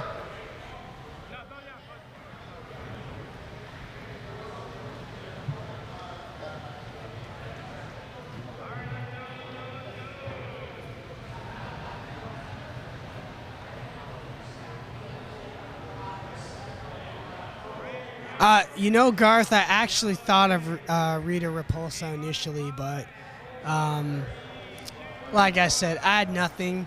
Maybe Lorzed. And we're underway with the championship game of 2022 D Division WhirlyBall. Here we go as Texas starts off with the ball here. Tanya Biggs looking for the pass over to Dalton Lung there, who feeds it back to Tanya. They're taking their time here. Tanya making sure that somebody doesn't sneak by here. That's very smart. Oh, Zach just kisses the rim there. I don't know how he missed that. Seattle with the rebound. Randy's going to pass it over to Kendrick. Kendrick looking for a little bit of a scoop there, but I don't think he's going to get it there. It wasn't that egregious. Texas playing a good defense there. Gary wedging, excellent job as Randy is looking to maybe shoot on the outside there. Wisely puts up the pass. Shots up, no good. 0-0 with just under 14 minutes in this first half of the championship D division game. Ooh, good pass by Dalton. Tanya puts it up.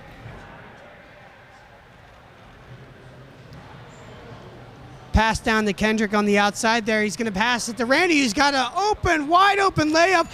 For the first points of this match, Seattle is now up 2-0.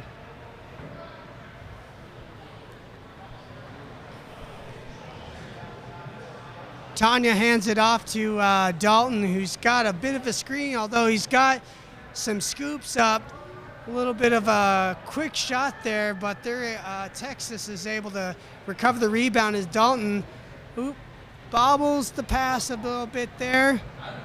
Ooh, Tanya fighting for that ball, and she gets it. Oh, quick shot by Tanya, but I believe the possession clock was about to expire, so it was a bit of a desperation shot there. Oh, Randy with the speeder car, but he's not able to hold on to the pass there. He had the layup, but that's all right. He still is able to reel in the pass. They just have to reset there and try and work a best shot, and they do. Shot from the outside. I don't know who it was, unfortunately. Like it was said earlier in the other game, I have a bit of an obstruction in front of me, so I do apologize. Ooh, Kendrick trying to drive in the key there for the layup, but Texas is ready for that.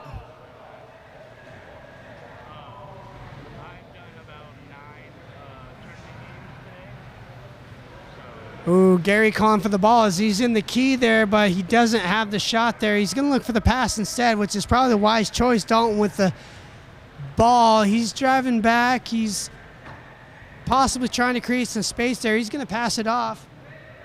Tanya with a long screen puts it up.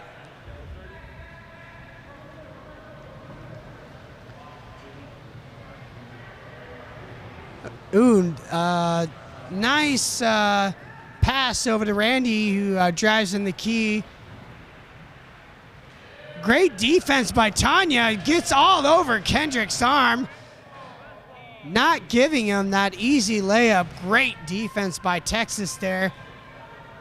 Dalton puts up the first points for Texas. It's now only a 2-point lead for them.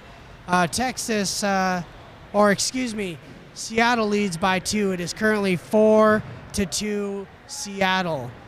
And of course, Seattle in the yellow cars, Texas in the red.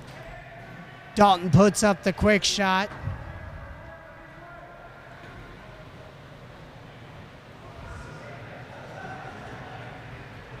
Melissa passes it off to Randy. Melissa back to Randy. Randy looking for the shot. Ooh, just barely misses that.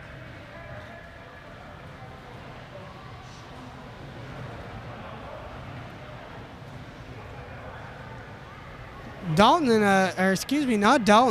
Gary in a bit of a speeder car there as he bounce passes it to Dalton. Dalton looks over at the clock. He also looks for the pass there over to Gary. Bounce pass over to Zach. He's got the long shot there. Misses just low.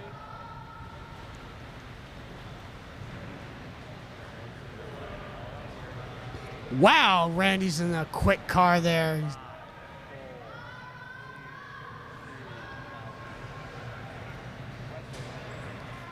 Texas looking up at the ref booth for something, but I'm not sure quite what it was. But Dalton trying the shot again. Not going to go in. 4-2 Seattle with 9:42 left in this first half here. Ooh, that was a dangerous pass by Randy. Jeff able to corral it in as well as put it up for 2 points, giving them a 4-point lead. Seattle now leads 6-2 with 9:19 in this first half.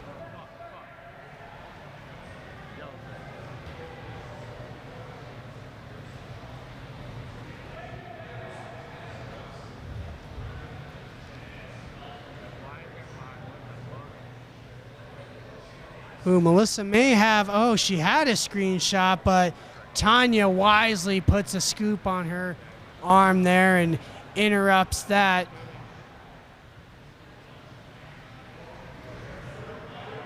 Seattle doing an excellent job at getting 3 inside and a wedge as they cover Tanya very, very well. She's looking for a gap shot. She's not going to get it. Oh, it's a little bit of an errant pass there to Dalton. He's not able to corral it in. Turnover by Texas there. Randy once again screeching on the outside. He's going to pass it over to Kendrick. Puts it up for the on the right side there. It's not going to go though.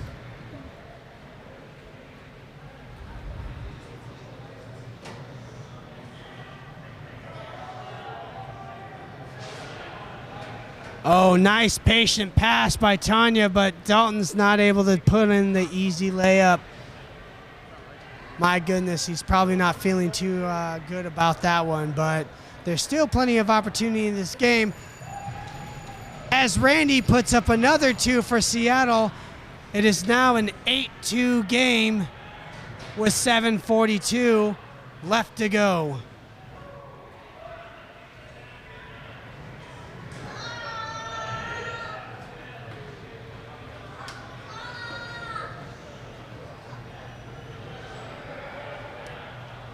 Most certainly, Melissa, along with the rest of the Seattle team, playing some good defense.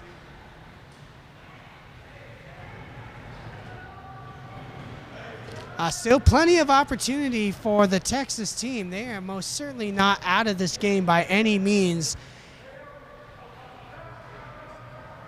Tanya looking for the shot there. Oh, she nearly drains that one as the rim denies her.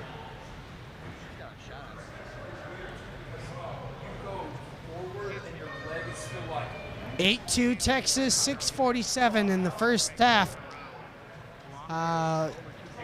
Melissa looking for somebody to pass it to. A nice little rainbow pass over to Jeff Jackson there, who's trying to wiggle his way toward the goal, but Texas doing a really good job. They're overcommitting though as Randy drives it in for another layup, although I think the possession clock was over. He did not have the opportunity to put it up. A lucky break for Texas there as Tanya has a shot that does not go.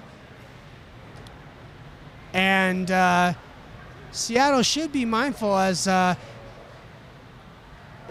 was going to say that Texas had a isolation opportunity, but I don't think that they saw that, or they were just more concerned with defense. One of the two. Tanya pressing forward there as she's got a potentially open shot there.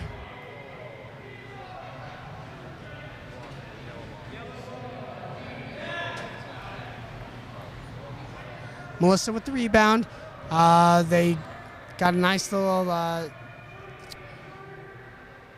sandwich there going as Randy has the ball now for Seattle. Oh, they're going to get 5 in the key though.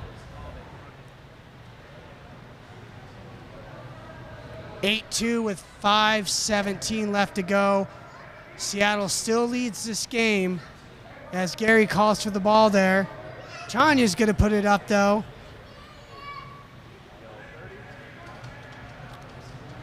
Randy passes it. Kendrick wasn't ready for that though. Dalton's able to capitalize off of that error as he puts it up, but he had a couple of scoops in his way. That probably wasn't the best shot. In fact, it 100% was not the right shot, but sometimes in the heat of the moment there, you think you have it when you really don't. I know I've been in that situation.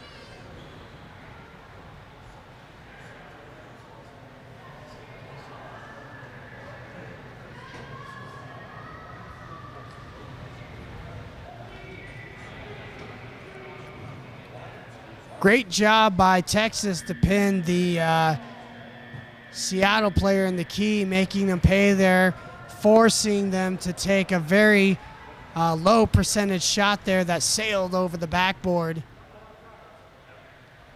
Seattle still up 8-2 with 4 minutes left to go in this first half here. Both teams have gotten a little bit cold here.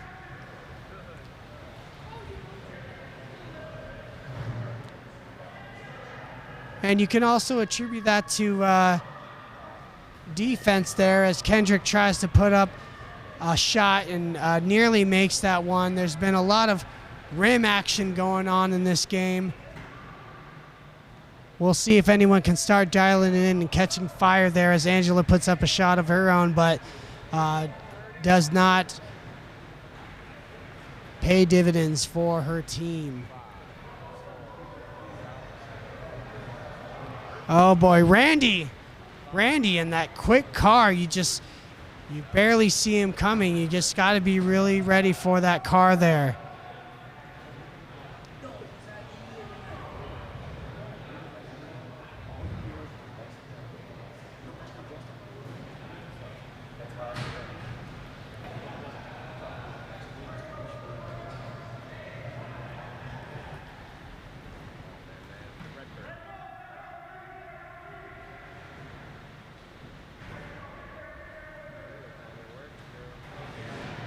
All right, Tanya calling for Dalton to take the screenshot. He's going to opt to pass it over to Gary on the outside, though.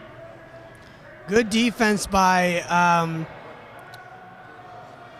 Seattle as Tanya is forced to take a quick gap shot. As Randy, once again, in that speeder car is able to drive it in. The Texas shot, as we called it, you just drive around that wall. People get caught on bumpers, and they just make you pay for it when you do that, as they now have a 10-2 lead with just under 2 minutes left here. And they have the ball back as they put it up for another two. 12-2 with a minute 45 to go in this first half. Most certainly, Devin, Randy's car is quite fast. He's been screaming down that far side of the court quite often. Oh, but he passes it to the corner there, causes a turnover. Ball down over the Tanya for Texas there, trying to do a little bit of a razzle-dazzle driving there. She's may have... Oh, she nearly had Sean. Good position there, but... Oh, boy, we have... Oh, boy, we had Kendrick get his own rebound there. He puts it up. Seattle now leads 14-2 with under a minute left.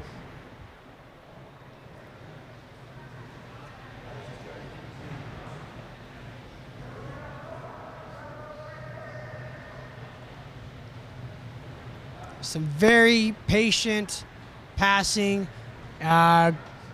Great job by Seattle to recognize the good shot.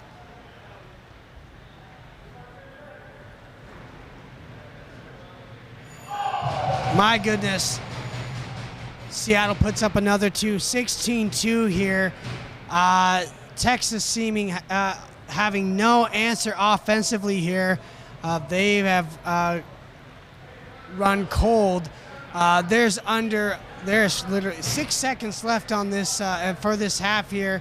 That ball's just going to go in the corner here, and that's how the first half is going to come to a close. We have Seattle up by a big margin, 16-2 here over Texas. This once again is the D Division champion for the, oh my goodness, we have Jeff Jackson falling out of the car there, but he does a little bit of a ballet move to keep balance and not cause serious injury. There's been quite enough of those. You can actually see Angela from Texas needing help to the other car. She's an absolute trooper for playing injured. Like I said, there's been enough of that, so we're fortunate that she has not been injured out of the game.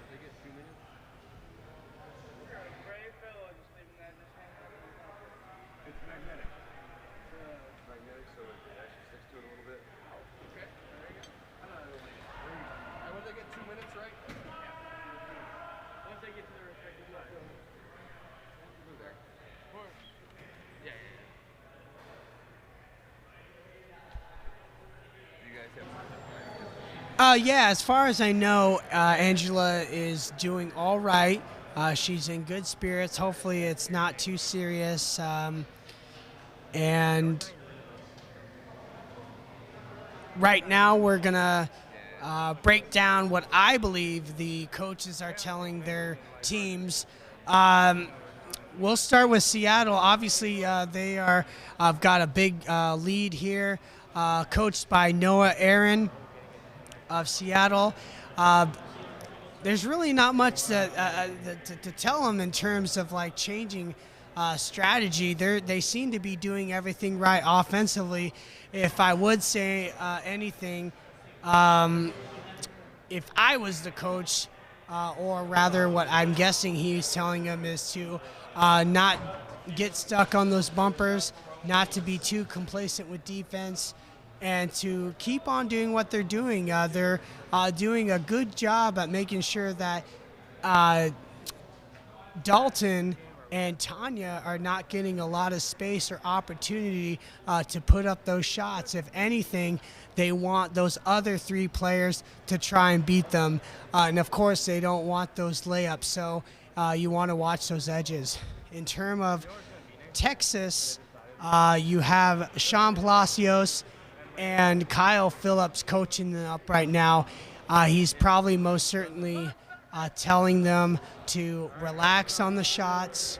They will come, and to just make sure that they're wedging, playing strong defense there, and really just that they're not out of it. If anything, you certainly feel a bit defeated at this point, being down by such a large margin, but they're certainly not out of this. There have been games where people have come back from quite a bit more points than this. So with that said, we're about to begin the second half of this D Division Championship game between Seattle and Texas.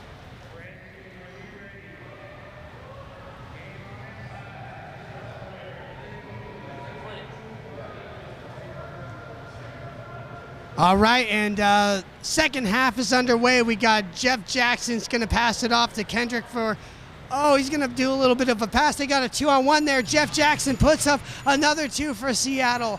18-2 now.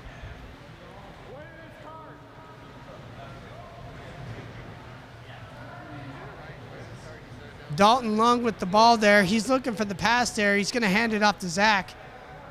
The strategy seems to be changed up a little bit. I think Tanya is now in the hole playing defense there as Dalton fires off a shot.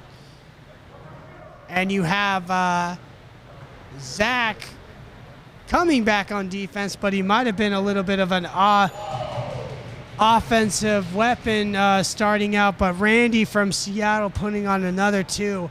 It is now 20-2 with 14 minutes left to go in this second half here.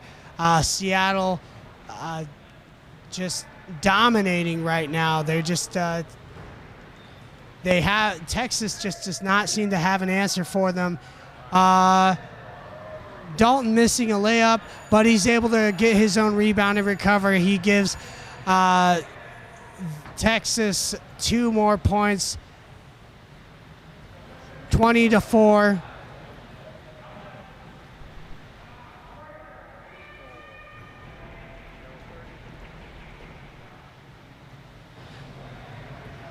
That was a good defensive stance by Texas there. Dalton looking for the ball, but Seattle doing a very good job at recognizing that Dalton is probably their primary shooter there. As he puts it up, misses just high. We may have a little bit of a car issue there. Nope, it's Seattle's car. It was number 21. It looked to be stuck for a minute, but it's moving again. 21-4. Seattle. There may have been a penalty that I missed, a delay of game or something. I was being asked a question by one of the audience members here.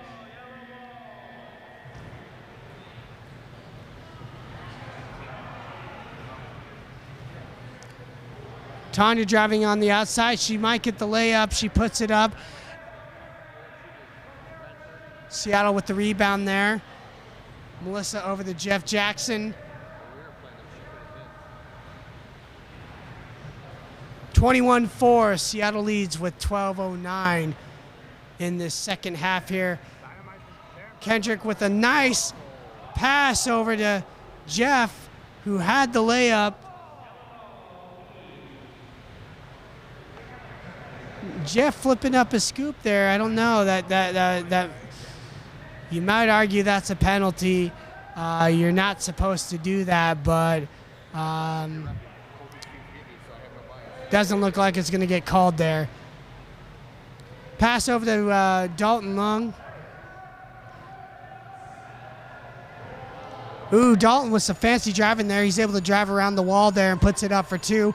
21-6, 11:25 left to go. Melissa with the pass over to Kendrick, who puts it up for two. 23-6. Seattle leads.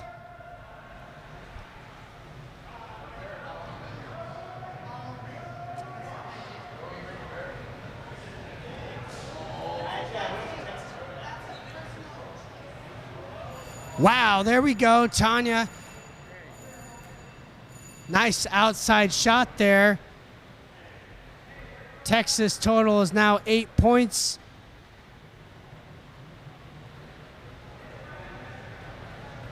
Almost seems like Seattle may have slowed it down just a bit, just a tad.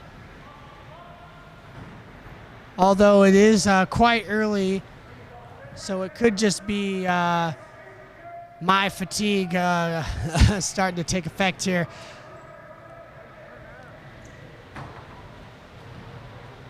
Looks like I'm trying to determine who is in that really fast screamer car there. I think it might be Angela.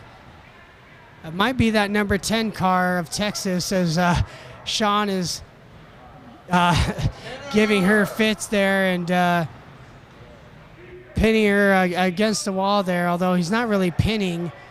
He's just having a little bit of a bumper issue there. She's really struggling for that car there. She's trying, though. She's really trying there, so kudos on her. As Randy of Seattle has a screenshot there, he's going to put it up. This is just low there.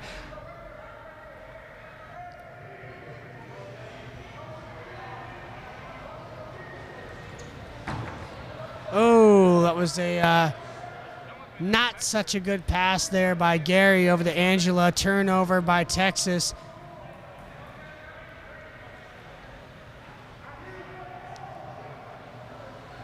Kendrick calling for somebody to look for the ball there.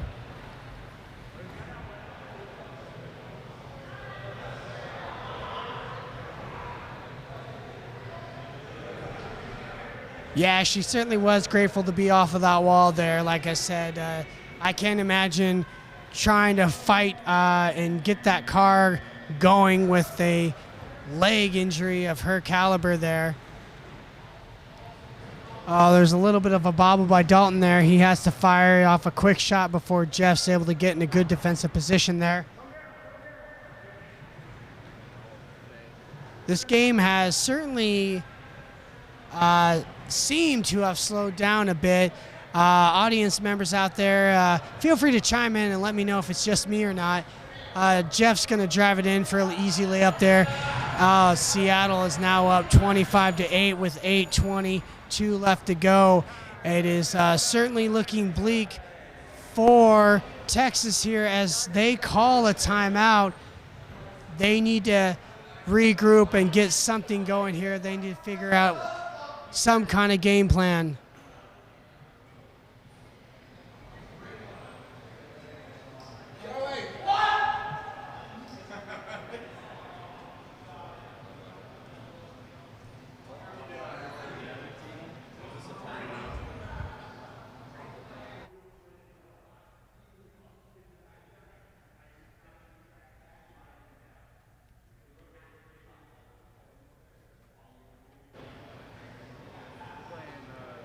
So if I'm Kyle, who is coaching the Texas team, I can't really say what exactly his advice and what his strategy is, because, I mean, normally in this instance, I know what Seattle would do is try and probably implement a double float or double cherry. which is a strategy when you need points and you need points fast. I do not foresee that being implemented with a team as new as this. I can't imagine any of them or very few of them have ran and executed that. Although you certainly could run through it with them and they could get the gist of the strategy and try and execute that in order to get back in this game. In terms of what Noah's telling Seattle, he's probably telling them to they have a large margin and to just be very patient with their shot selection, utilize the full 30, and making sure that the defense is set before they put the ball up.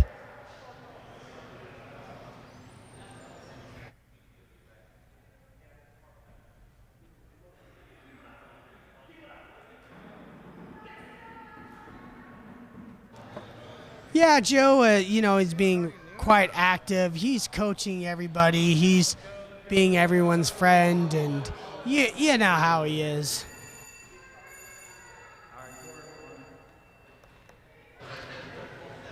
And absolutely, Garth, Seattle's defense has certainly been smothering. Like I said, Tanya and Dalton being the biggest threats on that team.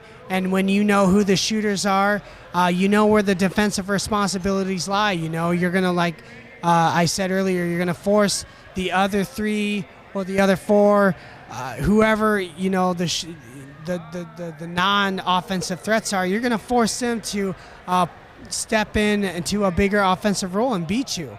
And Seattle has just done a fantastic job at doing that game plan. Hats off to their coach. He's absolutely done a fantastic job with writing up this game plan for that team. And with that, the timeout is done. Texas with the ball here. We got Zach. Oh, my goodness. He bobbled. He did a little bouncy with the scoop there, and the ball just popped out.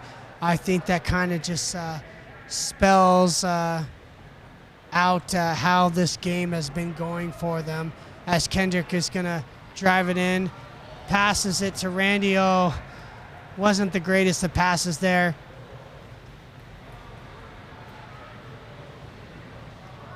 But Seattle somehow is able to get the rebound with 1 second left.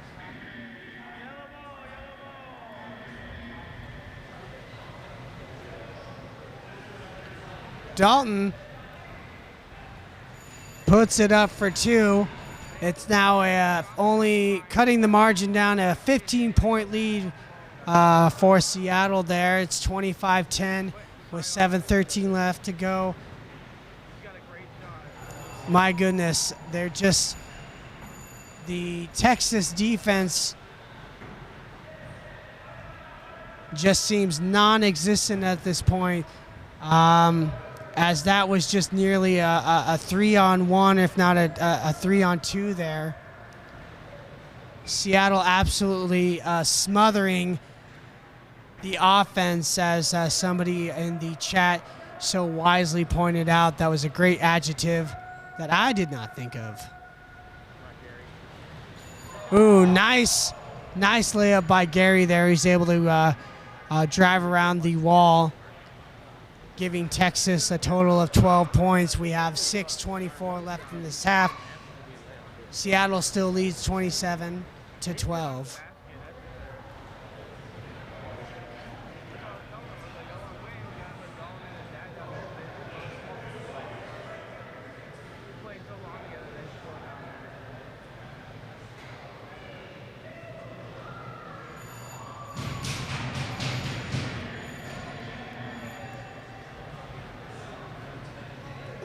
Another shot by Seattle there. Gives them a total of 29 points to 12 with 5:48 left to go.